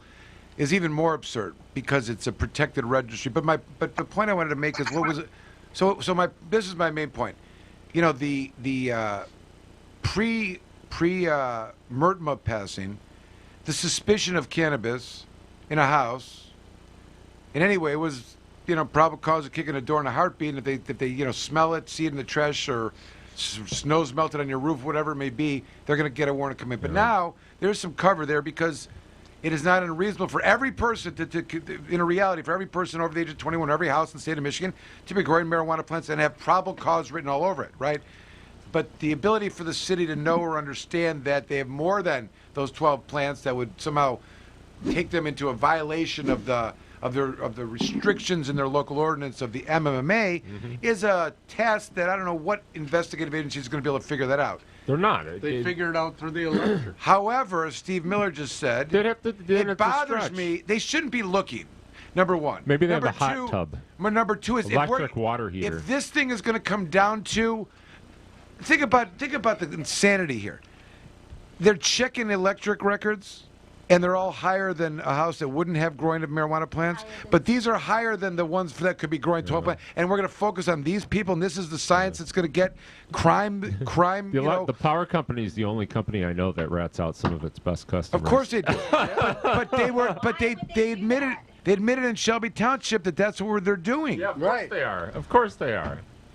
Like maybe the electrical company's getting some. Of course they are. Grease on the side Listen, from the city. They call it alternative probable cause. We got a tip from the DTE guys. There, like, oh, I checked those things. Oh, their transformer blew out. You know, stealing power. I mean, that's always been the case. Remember when the guy had moisture on his window? Oh yeah. That was, Yeah, moisture. The moisture on the window, right? Like in a bathroom. Because only a yeah.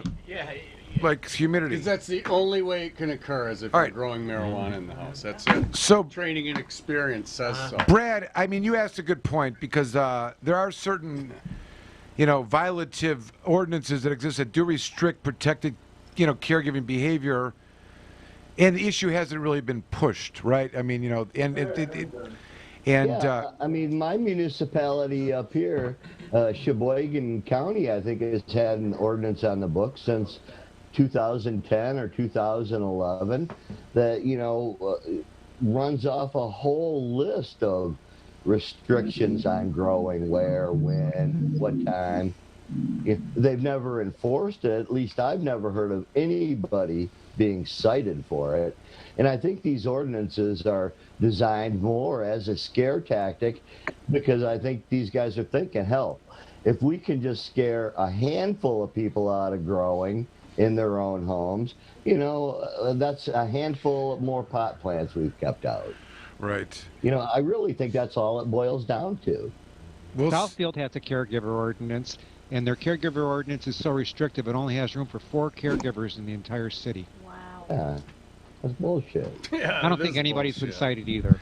It's not legal. So it's just scare tactic. But the point is, how do these things get? Like every single one of these abominations. Is that the right word? Abominations. Abominations. Of these ordinances, each one's got to be beaten down, taken down. Like whether it's work. But like you said, the problem is you walk into court and they cite that you lack standing, and it's all over. No. If there's an incident, right? Yeah, you can't you can't challenge it ahead of time.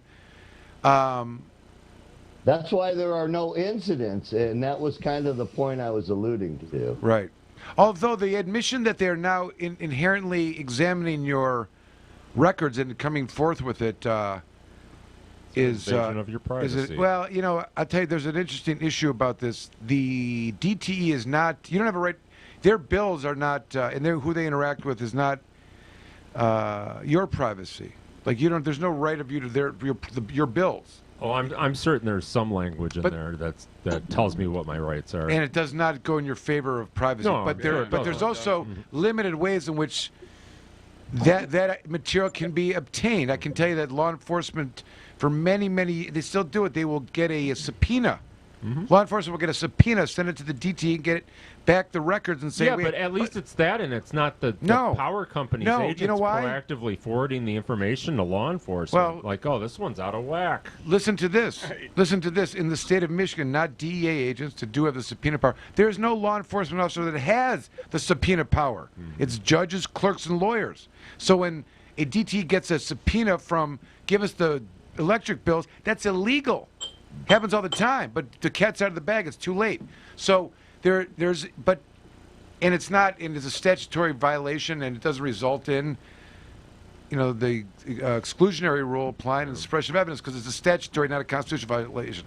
Anyways, they're getting that information anyways. It should not, that's always gonna be the problem. But the distinction that they're drawing of what is, it's insane. Like this is not the way that we should. I will say this for anyone that thinks that this is a conversation about trying to put fear in caregivers. It is not. I would suggest that my reading of the pulse of what I thought I had my finger on, or think I had my finger on at times, of the number of arrests or raids of houses where doors are getting kicked in and forfeiture is practically non-existent. Someone can disabuse me and tell me otherwise, please do. But But how long do you expect that to go on? Because we all know that this assault on the caregiver system is not going away anytime soon. It is going to become exacerbated. And at some point, it may become very untenable to be a caregiver in the state of Michigan. They want to push people into that 100-plant license. That's right. I mean, they had some idea of it, and I think that first of all, can we all agree that the idea that you're going to control people and their ways that they're going to interact with cannabis is a losing proposition? Of course it is. I mean, right? I mean, it's never worked. You can't control an economy anyways, and you certainly can't control an economy that is restrictions of opt-in in cities that are, to no. I mean, it's not going to develop into any. There's a robust black market. I mean, there's multiple levels of this economy, and it's not going away. Right. So my point is that, but at the same time, there's obviously a state desire to want to minimize the competition market. Of course, ignoring the years and years and years that they supplied the patients, and it even came to the rescue of the entire, licensed market during the emergency rules, and so the state wouldn't have a cannabis emergency. Yeah. And not get cannabis emergency. Caregivers who we've felonized and destroyed. Come one all. Help us. 2 years. Help save our fledgling system. No love returned there, but I don't know. What do you think? What do you think, Chad? Do you think? I mean, a lot of people are still caregiving, right? And the only way it's not going to be something that's desirable is if it gets to the point of paralleling, like Stroh's light beer in a, in a cooler in a party store that you can get here or anywhere else, and no one's making Stroh's light in their bathtub anymore because it doesn't make any sense. They can get it at the liquor. You know what I'm saying? That's where this thing has to get to. I would argue in order for, the market to be, the recreational market to be fully realized and it's to get past prohibition. Mm-hmm. What's your prediction on how long it's going to take to get there, Chad? It's hard to say. If they keep, wanting to solve some of their questions with adding taxes, the caregiving is only going to increase as far as that demand goes. So the one thing that they need to do is find different answers for these things for, social equity. There's been great ideas brought up on this program from Q and stuff. And I'm glad to hear the taxing was the least favorite of the things, by the people in the group there. But until they recognize that and quit trying to tax the hell out of cannabis, the black market's going to prevail and be really strong. I don't think it's necessarily going to be something that's going to impact these large licenses. And these people at the businesses to the point that they even really should truly worry about it. The state, on the other hand, I think would actually pick up more tax money in the big picture of things with lower taxes on cannabis. Or I was even going to say Ryan Basore, who was talking earlier about his branding, and he may be the first one to get his brand into another state. Oklahoma. Who's got some of the best laws. Which has some of that's exactly where I was going with this. They... it's like who would have thought, eh? Right. Well, as he said, it's the most abused citizen population of arrests per capita. What is it? Every 3 miles or something? Out of every whatever it was was some outrageous. But they are going with the method of where it's easier to get a license. You can grow it in your house. As long as you test, you can get into the market. It's almost like tomatoes. We've all talked about that. Brad, what does legalization look like? Who's going to control it? That was always like, are we going to incrementalize it? Or are we going to let it be like tomatoes, And I used to joke with Jeff Hank that he had a bullseye on his back because who wants to make that decision of what this thing's going to look like, you know what I mean? And I know there's a lot of people that went into it and there's a lot of discussions about that, but let's fantasize for a minute of what the tomato brand, and anyone can get a license, and as long as you pass testing, you can sell it at the farmer's market, you can sell a certain amount at the end of your street, or you can sell it to Heinz Ketchup and they can buy it and you can become a commercial supplier. Either way, what was that a solution?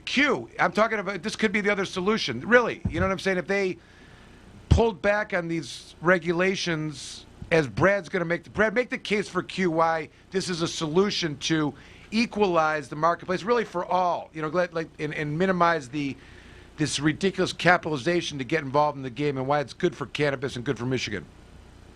Well, primarily, I got into, cannabis advocacy to stop arrests. That's what I'd like to see first and foremost. I mean, people are still being arrested for cannabis. Beyond that, you're not affected, right? No, I say. See, does the commercial market, as a reality, do you have any thoughts on it? Do you like it? Do you not like it? Have you been to dispensaries? Would you have any desire to be involved in it? I mean, would you like to have access easier? Yeah. No, I've never had desire to get a license. I've considered myself a consumer advocate from the beginning. I kind of still do. I don't know. I mean, it's easy to sit back and armchair quarterback and, like Q said, tell you what I think, give you my opinion. But the market's going to do what the market wants to do.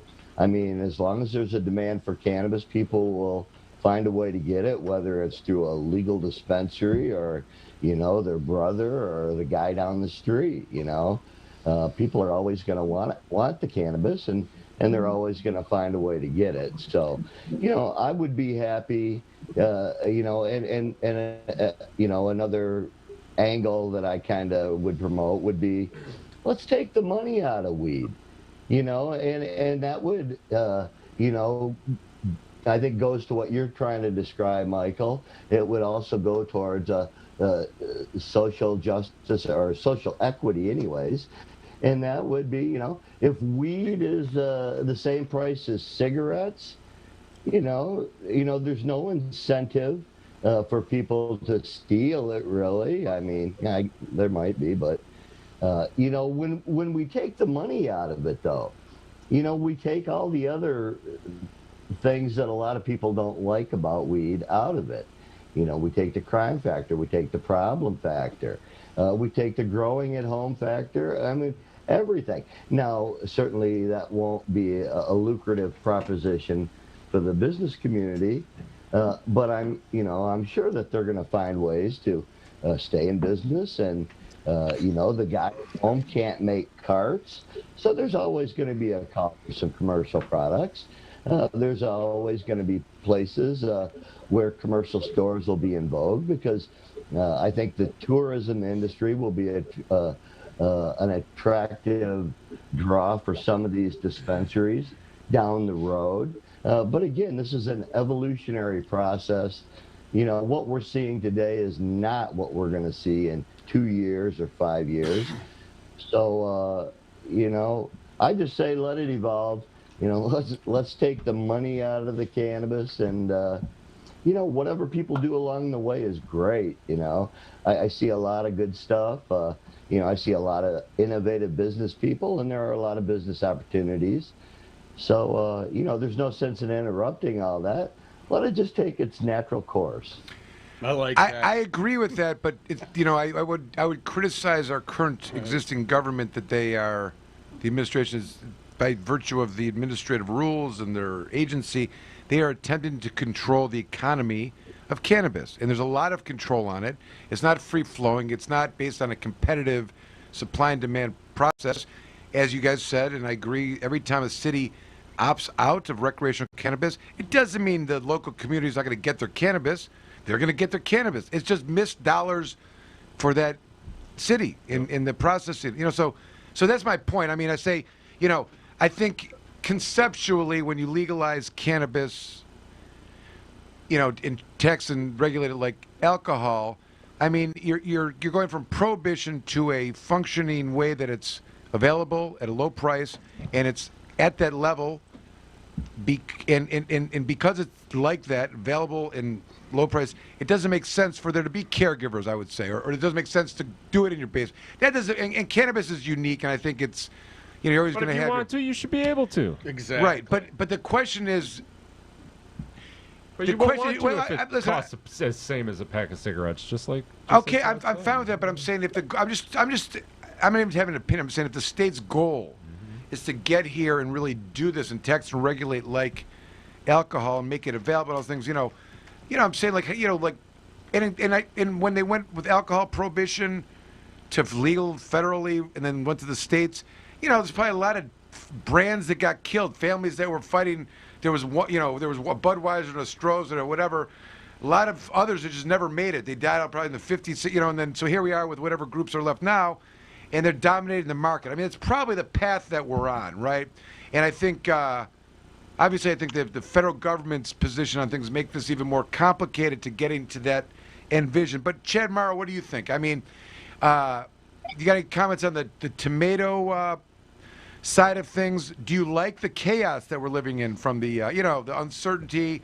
Can you live in that? Do you like that? Does it bother you at all?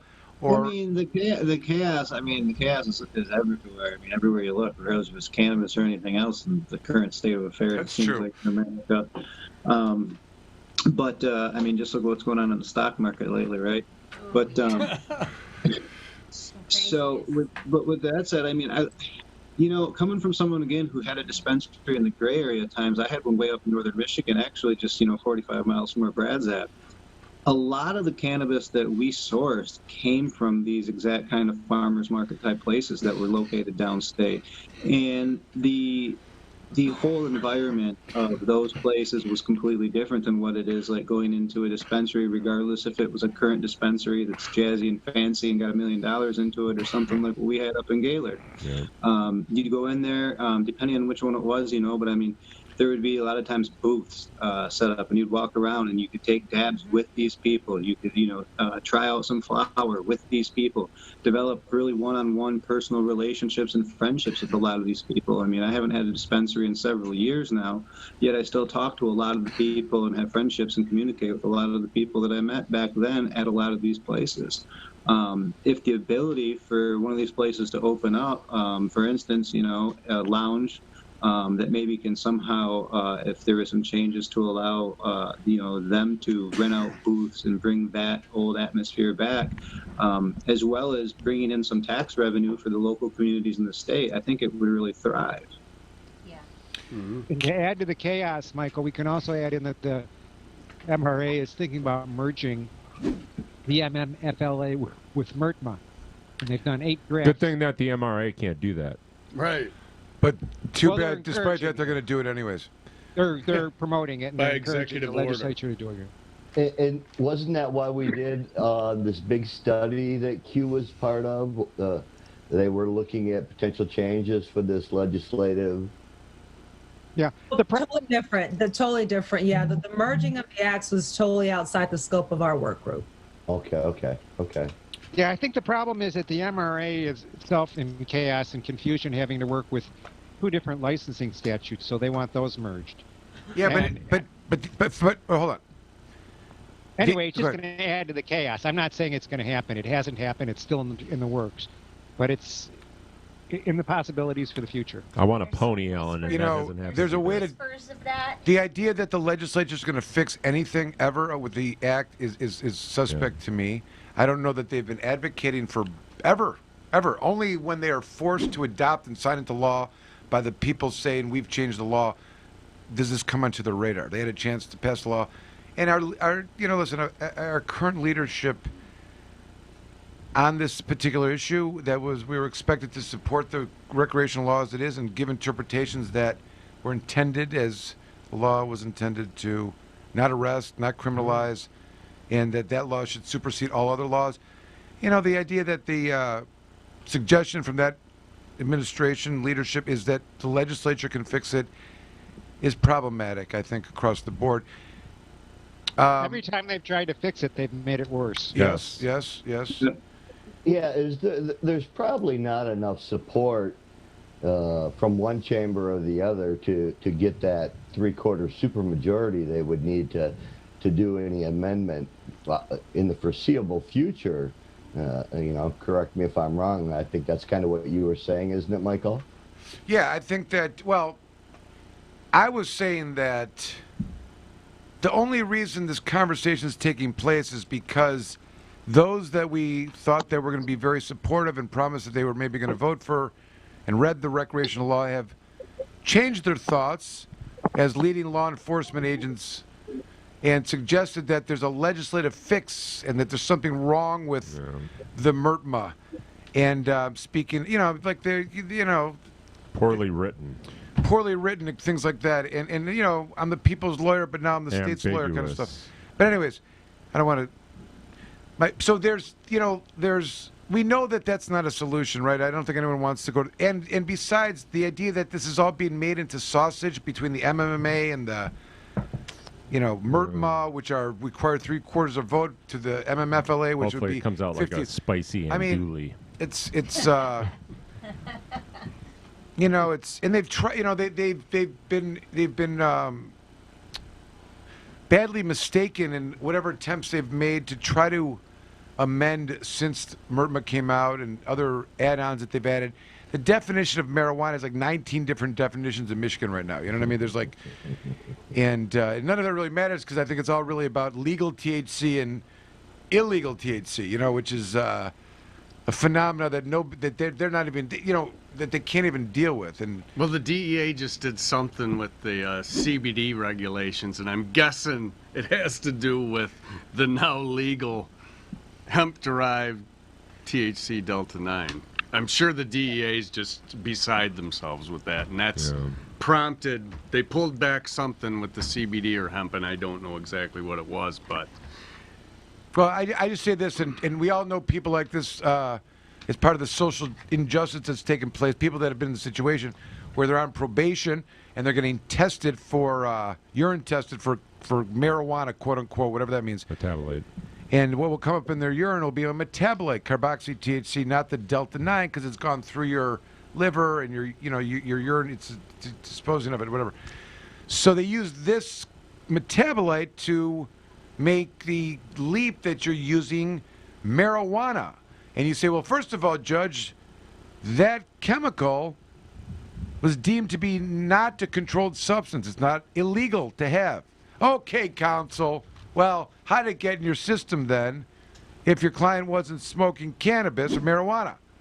Right? So that's how it's always been. There's no lawful explanation for how it would get there. And sure enough, I mean, there's a lot of articles out supporting this idea now that the trace amounts of THC in hemp, lawful hemp products, CBD, flower, that 0.3% consumed any particular way will produce in your urine carboxy THC. Oh, boy. An amount that's equivalent to, that came from 2% THC plant, 0.3% THC plant, 10% THC. Everyone's different. They can't discern it. So what we have in the world is THC being tested for both in the blood, too. Goes for the blood, too. And in your urine. And they call it marijuana, which is not a thing. It's not a scientific term. It should be whether it's legal THC and they can't prove the difference. Do you understand what I'm saying? They can't. As long as you keep your mouth shut whenever that encounter takes place, they can't distinguish that, and there's unequivocally a new, and it's it's like this. It's like when you start this whole thing with the biggest lie that's ever taking place and running with it, all this crazy stuff is at the tail end of it that we're talking about. Like, none of this makes any sense. The Schedule 1, Schedule 2, which is it? How can it be this and that at the same time? Like, just someone get me out of this, It can also crazy be problematic for folks who have, for instance, we see it at the VA, patients that come through, that if they test dirty for having cannabis, they get cut off their medications. Is that still happening? That's still happening. Yeah. In fact, my mom, she's not a cannabis consumer. So the topical rub, right. The balms, the CBD, she uses that, and she went to her doctor's appointment, and guess what? Cut her off. Day before yesterday. Is it VA? It's not VA. Not a VA, but I see it all the time. Patients that come through the clinic, and I think that that's the first that I've heard of that lately. I thought that the VA was taking a position that as long as you reported it, had a card, that they would, they get you your records. I had a client that moved from Florida to Michigan because they said, if you're going to keep testing positive, we're going to can't treat you. Go to a state that has it. But it's not everywhere. Different hospitals have different. I find that it's more in the private practice that are prescribing opioids and stuff like that, they'll drop, they'll They'll drop you like a fly, yeah. That's old MMA talk there, Brad Forrester. That's been a topic on those threads for a long time. You still hearing that stuff up there? Are they still treating, cutting people off for testing positive, in the medical community up there? Absolutely. The last I heard, they were doing it. It's a problem It is a because problem. what ends up happening is you can't cut those people. You can't cut your medications no matter what it is. You just can't cut off. What kind of doctor would do that? I mean, right. it's hardly. Yeah. Somebody So who prescribes by the methods of the American Medical Association, Yep, Michael. That's right. That's how you have people going to street drugs that are problematic But that's what we need to focus on is the root issue is that these doctors are trained that marijuana use is an indication of someone who is addicted to drugs, and that if you continue to prescribe them narcotics, you are enabling their addiction. Here's a good question for everyone that's up there. I'm going to go down the row here. Q, C, and B, and A. Okay, and if the other B wants to come back out, do you think it's still needed? Do you think there's still a need for education about cannabis, generally speaking? I mean, do you think we've kind of gotten past it, that the genie's out of the bottle, and you can't really and it's going to just remain, and it will evolve and it'll become the norm at some point. But do you think there's still a place for educational advocacy and teaching? Q, what do you think? Yes. I think it's so needed that I'm holding monthly free virtual online educational events with the cannabis nurse that start on February 25th. When I had a provisioning center, we would have people who would come in and they would literally take an hour with our bud tenders because they had so many questions. And I still have friends who have provisioning centers, and they say that they have so many people coming to them all the time and they have no idea. And you guys talk about doctors. I've had so many people come to me and say, my doctor said that I should try cannabis, but won't tell me what to do and how to use it and what I should use. So, yes, you have, I'm from Indiana, and whenever I go home, my mom has a little group of church ladies, and they want to know, what can they use to not be in pain?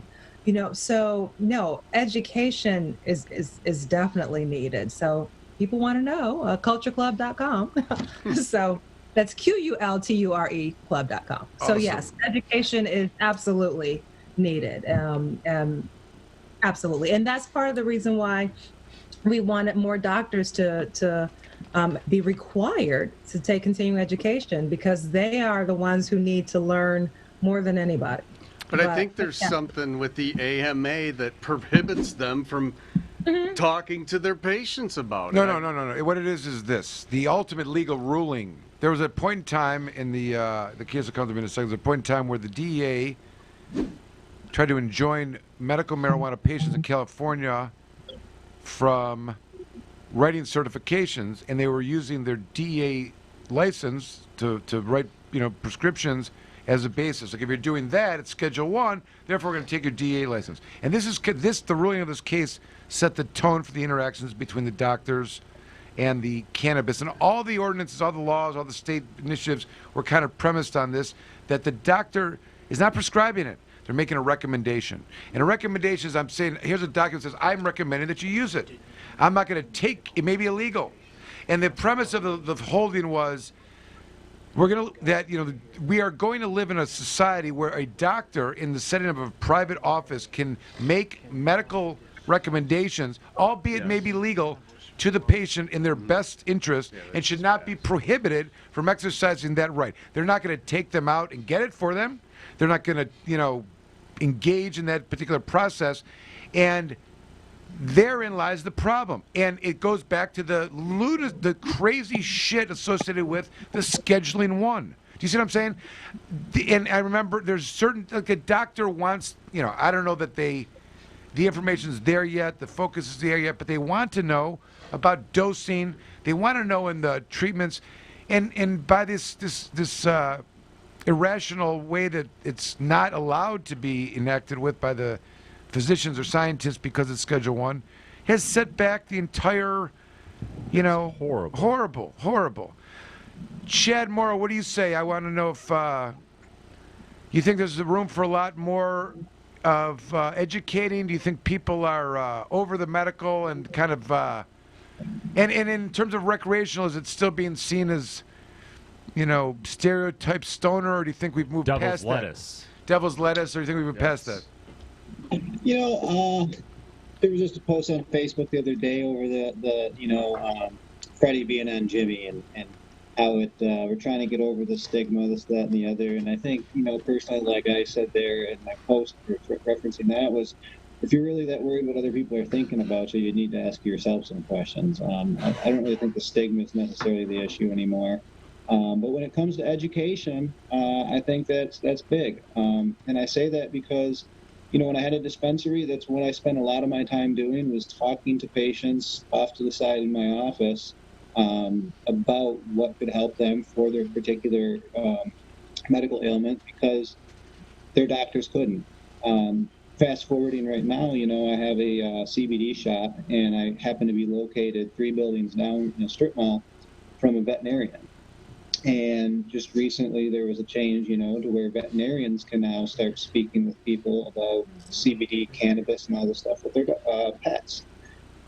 Well, he don't know anything, obviously, so he refers everybody 3 doors down to me, and now I have people coming in talking to me about CBD. But then we start having the segue there about how I have a history with cannabis oil, dispensaries, blah, blah, blah, blah, blah.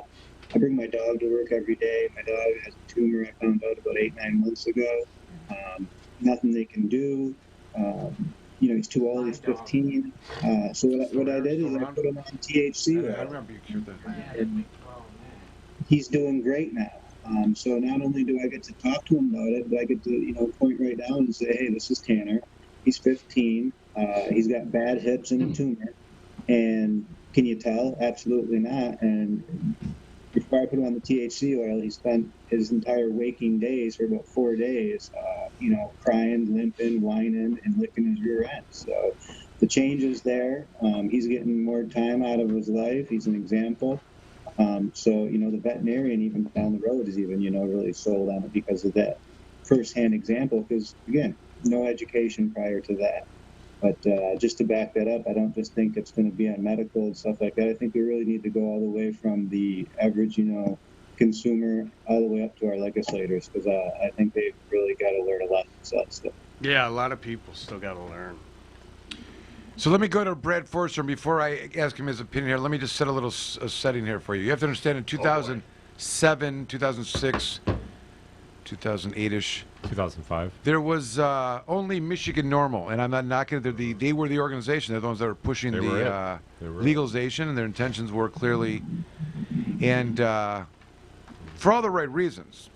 And then, and there had been there was a ballot initiatives in 2004 and 6, and I think Flint and Ann Arbor and a few other, and they were behind all of that, and they'd gotten some maybe medical pass, and there was obviously a huge growing populace of people that were advocating for this. There may have been but nevertheless, then the MPP came in and took over, financed it, and created this, kind of momentum, got all the signatures, got in the ballot, and there was concerns with the leadership and how this thing was going to go down, and they said, leave us alone, we've done this in all these other states, we're going to get this done, and they kind of took over and did it, and then they left town. Yep.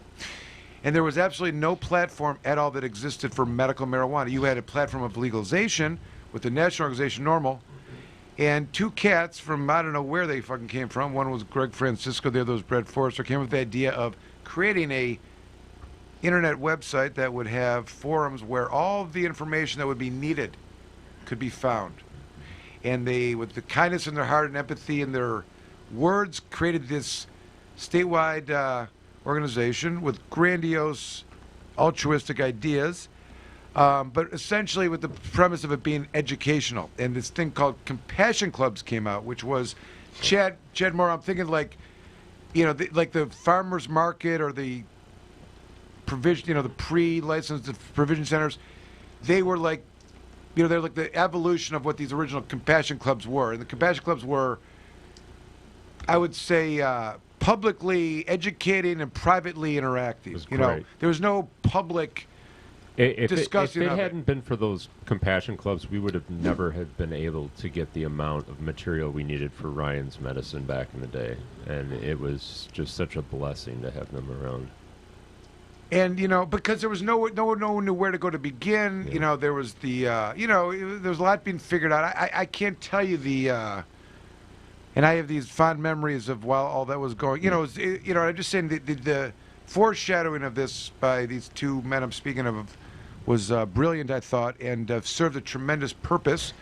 I can remember, Brad, so finally, like all those meetings in the Detroit warehouse down there at the very, very beginning, that first event that was like in August or something like that year, and it was just it was great. I'm glad that we're still kicking and to see her smiley face here, but it was all that we're talking about kind of evolved out of that stuff, right? It was all kind of, but I want to give it up to Brad and Greg for really providing that, like no one knew what to do. I mean, I remember going to some Compassion Club meetings that I was like, this is really sweet. Like, I remember my parents came to one. They didn't know shit about anything. They just wanted to, and there's no, just wanted to hear, got questions, and, you had the antagonists that were there, but it was clean. There was no activity.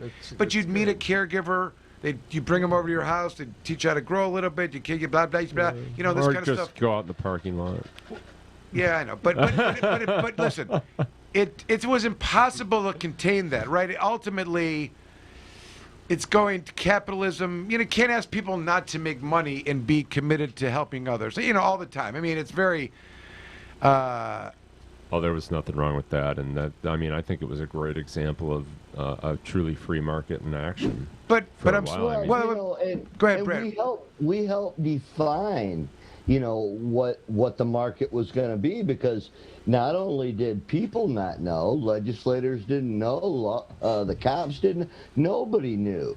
So, we went out there with a plan and said, hey, it should look like this, and let's do it this way. And we kind of got away with it for a long time. And, there was an evolutionary process that went from the original compassion clubs that were an informative thing that we held in libraries.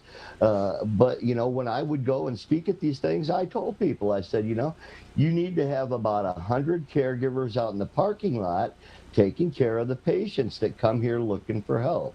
So, we did try to spread that message.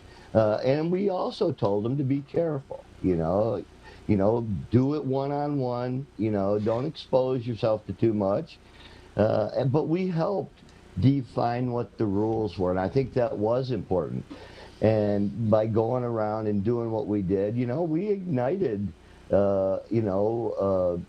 interest in, medical marijuana cards. And frankly, Michigan was one of the states where, patients registered quicker than I think most other states. So, but that's all bullshit we can talk about, I think next week on, don't you have a special show coming up? That's right.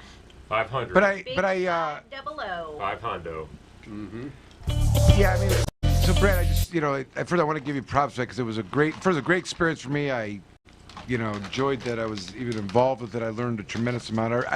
I remember just the, we spent all the time like what the fuck does this mean? And like, what do you think that, can you do this? Can you, nobody knew what the fuck, but I tell you something, whatever we figured out in 2009 was exactly what it ended up being. And we had to go against like judges. No, but it doesn't mean that, Court of Appeals, Supreme Court, okay, those guys are right. It kept going like that from the very beginning. Like, I don't think we missed one beat. None of it's changed. Like, you know what I mean? Like, because we've had every word. I mean, right? We were like deep into that. Well, yeah, the attorneys did a great job representing people. They learned. I think a lot of them got together. You and I and other people had many discussions on what we thought the law was, what it was supposed to be. So, those are some great experiences. And, like I said, I think we helped shape the direction that it went. And, I think we pushed it in a positive direction. I think we helped keep people out of trouble from getting arrested. I think we accomplished our mission. But the mission changes. It did. And honestly, you don't know if your mission is a week or 2 years like the MMAs ended up being. So That's true. That's true. I mean, I could think of a couple. Listen, I know we're getting close to the thing here, and I just want to make a couple of points. Everyone can give their final thoughts. But there was a couple. I'm sorry. Can I answer the other question that you asked? Please. In terms of the education. Oh, yeah. Michael, I am a faithful follower of the father of modern cannabis research, Dr. Raphael Mechoulam. This guy's been studying it for 55 years. It's one of the safest methods, and he's still studying it today, and they're still making new discoveries. Yes, we have to continue researching it. There's idiots like me who really believe that, the secret to eternal cures could be locked in that plant. And maybe not if that plant, another plant. So, yes, continual research, continual education is always a good thing. So I'm sorry to interrupt you for that little bit. But. That was a good, and that is the question. And it's true. And as I sit here today, and probably the 9th time I've mentioned it today, it's kind of difficult legally to even engage in that stuff if it remains Schedule 1. And for some reason, it is that way in the state of Michigan. And somehow the administration and leadership seems to want to maintain that. We ought to do something about that. Right. All right. So I listen. So whatever the library and the parking lot and the speaking and the compassion clubs, which I like to say were like recruiting for Tupperware parties. Like you kind of meet some people and then you have them over to your house after. But it's not loud. It's a private kind of meeting for my Tupperware group or my card, my book club or whatever. And then. But I could think you could. I mean, I have some memories, Brad. So just there's like the evolution of some of the farmers markets, which I like as a model, right? And some of them went on, like places in Genesee County, no problem. Still don't, still going on like true farmers markets, like pay your money, rent your table, and sell your goods, kind of stuff, right? And then there was the one in Jackson or whatever. And then Bill Schuette came to town, and there's all those dispensaries up and down Michigan Avenue. And all that legislation was being introduced back in the day. Schuette's becomes Attorney General, introduced like 25 bills to amend, support, like behind 20.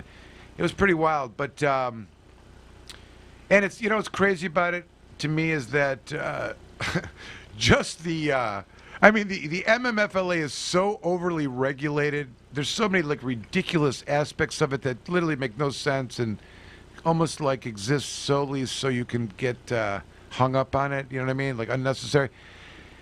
And it's such a reaction to the perception of law enforcement that influenced the writing of these bills, taken from their interactions with the MMMA. Every part of it is to undo or compete or destroy or not include participants in the MMA. You know what I mean? You can't say it any differently. And it just exemplifies how little they knew at the time of how they reacted to the MMA and how little they knew and how they were going to, create a market that would be meaningful. And I think we're all suffering because of that. And, those, whatever the topics we're talking about, I think it is, let me quote Adam Brooke, that the people who know nothing about cannabis are in charge of making the rules for cannabis. I mean, I don't think it can be said any better than that. All right, so let's get some final thoughts. I appreciate everyone for hanging over. Chad, tell us where you'll be performing next. Where can we find these CBD products that produce carboxy THC in your urine, which is fine because it's legal THC? Where will you be performing next? And tell us about your shop and what kind of products, and give you a little plug for yourself. Well, I don't got any other performances scheduled offhand other than, I'm rooting for a particular company to get a lottery ball drawn here upcoming in a local municipality. We got some applications in a couple cities with the group that I'm affiliated with, so that'll be nice. My shop, on the other hand, interesting story there. We just got broken into a couple weeks ago, so we got a brand new front door. We've got a whole bunch of product that just hit the floor, and we're actually stronger than ever. But it's at 380 South Illinois, Westland, Michigan. It's called Smokers Alley Westland, and we've got everything, from CBD, Delta 8, Kratom, and all that kind of stuff. So hopefully we can see some people come on in. You have to come back and tell us more about Delta 8. Tell me, what is the most popular product at the CBT shop? Truthfully, right now, the two best things is, I don't know if you guys are familiar, I'm sure you may or may not be, Cosmic Gardens, Urban Roots, Ella, they're all kind of under the same umbrella there, but our Urban Roots CBD oil for the pets is our best-selling CBD product. And quite truthfully, we're getting a ton of people on Delta 8. It's for the most part, what we hear from people is it does just as good of a job as the Delta 9 carts, and it's half the price. So we're getting a lot of the local dispensary shoppers that are hearing about it to come on down and buy it from us. I mean, to the point that I'm actually adding a couple more product or brands into my store. Is there, and there's virtually no regulations, and there's no testing for vitamin E. I mean, I don't know anything about but is that a thing? Is that a thing in the community? Like, there's safety concerns with the vaping? Well, fortunately, with me being involved in the whole, thing from the get-go, I'm aware of that. So we are, I guess you'd say, vetting the manufacturers of us. We got test results for every single product that we carry when it comes to that, including for that. So I'm not worried about it with what I've got as far as vitamin E goes and whatnot. I can't speak for any of the surrounding places because it is something that's becoming bigger and bigger, and I get more and more people coming in as far as just cold calls coming in and going, hey, I see you sell Delta 8. Well, I've got this and I've got that, and how much are you paying for it? I can beat their price. So it's an aggressive market right now. It truly is. And just one more thing on that is they're now coming out. I just started seeing Delta 8 pre-rolls. Not locally, not brought into our shop, but I seen them on some of our wholesaler suppliers that I can see online and whatnot. And I called them inquiring about the pricing on it because it kind of seemed out of whack. Flour? You're saying like a flour, like an ounce of cannabis? No, they're pre-rolls. Okay. It's pre-rolls, and they're selling them for $7 a piece wholesale. And I'm like, so you want me to sell a Delta 8 pre-roll for the same price as a pre-roll in the dispensary, pretty much?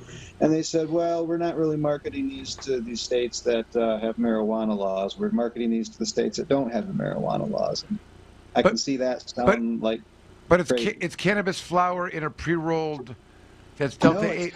It's hemp flour I'm calling it spraying with the Delta 8 oil. I see. It's not a special plant. They're just using the extracted 8 onto the hemp plant. Is that what you're saying? Yeah. All right. Yeah. Interesting. We're going to have to have a show about Delta 8.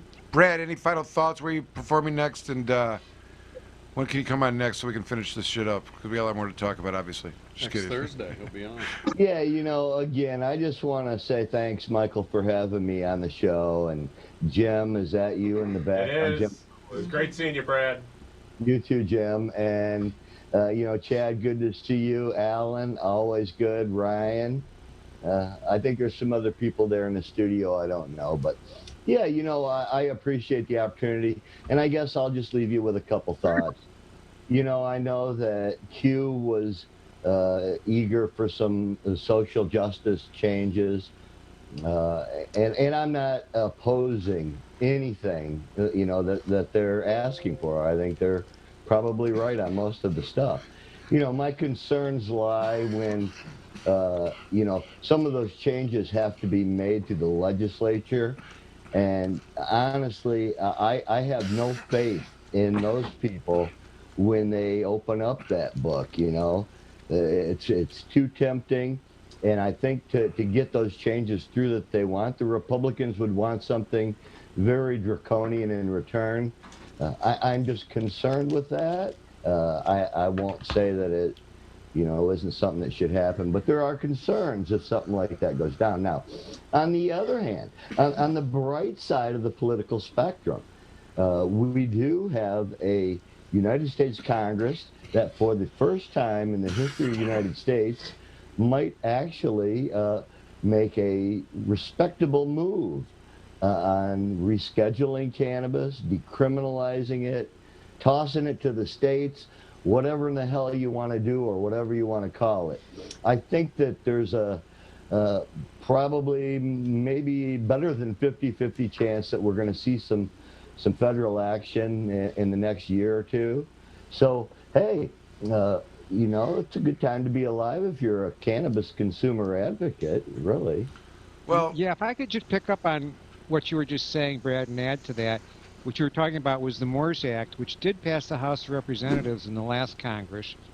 And let's hope it is reintroduced in this Congress, because it would do one important thing.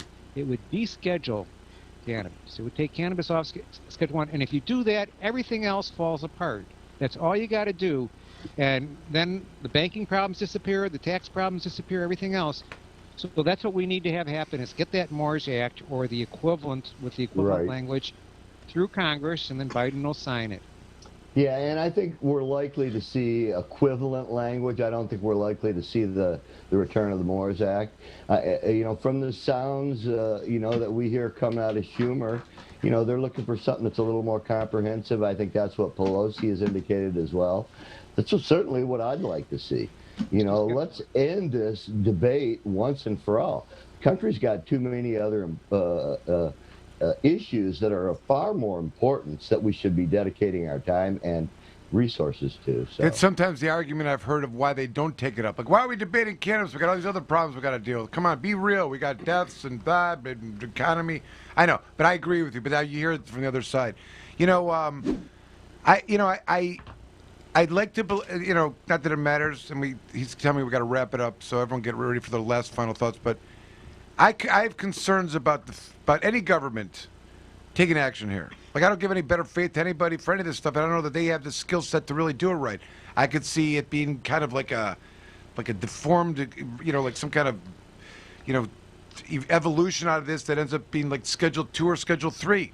And they write it off as well. At least you can research it now or something like that. That does nobody any good. Nobody. You know what I mean? It makes it even worse, I think.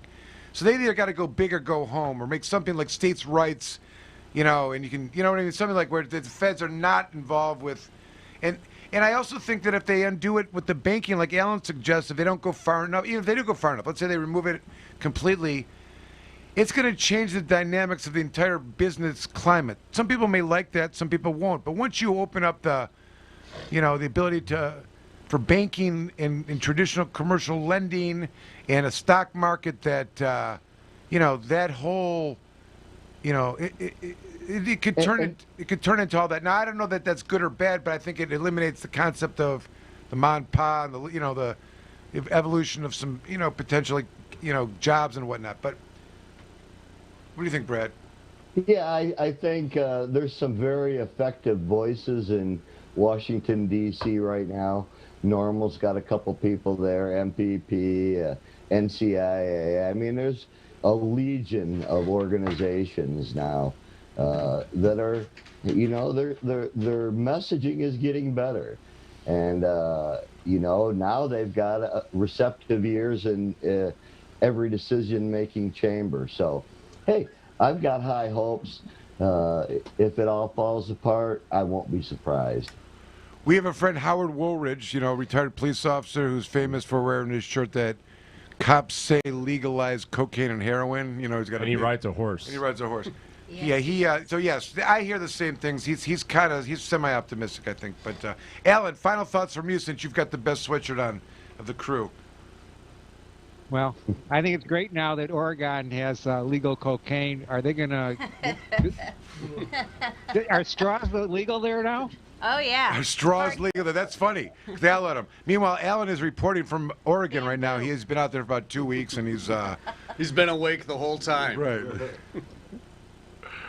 All right. What about in here? Jim, you were just holding the wrap-up thing, but do you got anything you want to say to it all to wrap this up? No, it was a good show tonight. Okay. Amanda? I just want to say thank you guys all for coming on. And don't forget to tune in next week. We've got 500th episode. We're doing some great things, and we've got a lot of cool people showing up. So watch Facebook and get your stuff ready and tune in 8 p.m. next And I don't Thursday. think we've been banned from Twitter yet, so No. maybe some Twitter. No. Are we on the Maybe. Twitter? I'm not sure if we're tweeting yet. Can we tweet? Are we tweeting? We can. No. Well, we probably could do Dan. it, but we got to get the Dirty Dan on that. But we definitely are on YouTube. So if you're not subscribed already, go ahead and do that, because then the notification will come right up and you don't have to remind yourself. There you go. All right. Steve.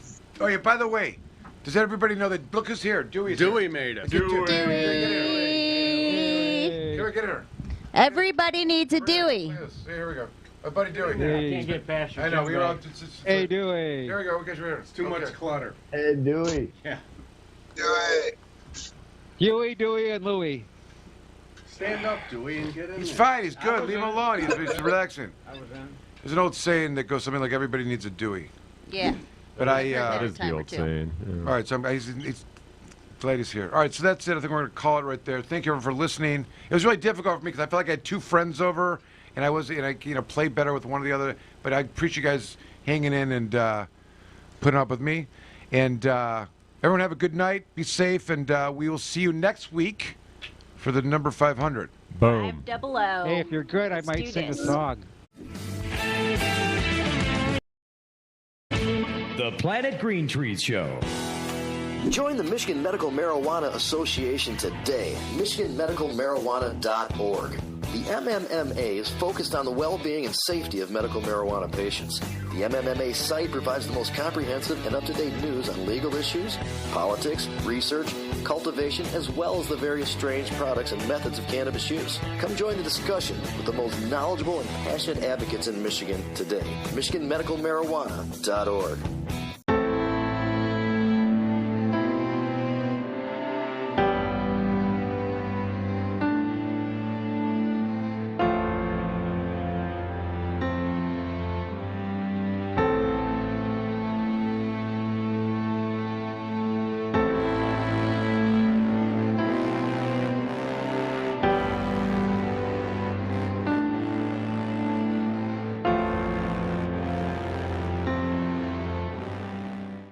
Before you plead, call me, Attorney Michael Kamorn.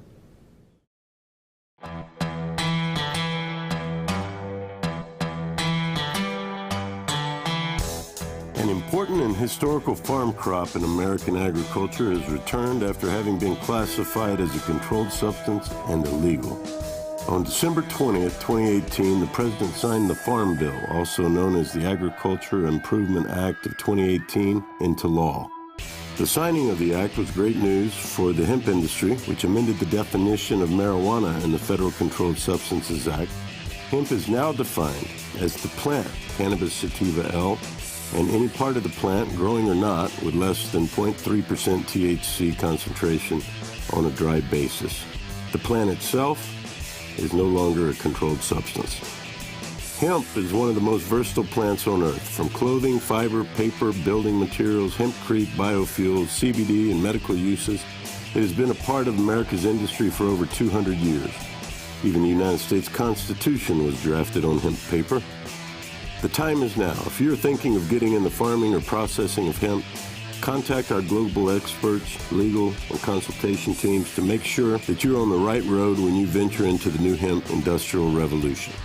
Michigan Hemp Industries has been a leader and advocate for the return of the hemp industry, so come be a part of the new revolution in agriculture in Michigan.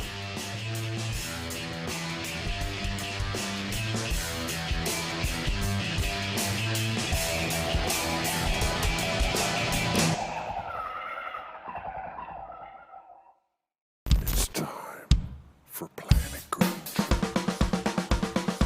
We have launched. We have completely launched. We've started the show, and it is Planet Green Trees. We're about to embark 2 hours of medical marijuana and marijuana reform in Michigan, and nationally, and internationally, and even in Spaceland. There's an argument that we evolved from the cannabis plant. Let's just be honest, okay? Ow, what's going on, everybody? How y'all doing? 420th episode. If you're a connoisseur, you're going to want the good stuff. And if you want the good stuff, you're going to go for the mom and pop stuff because that's the good stuff. It's just a real pleasure to come here and congratulate you on your 420th show, and thank you for having me on a few times over the 420.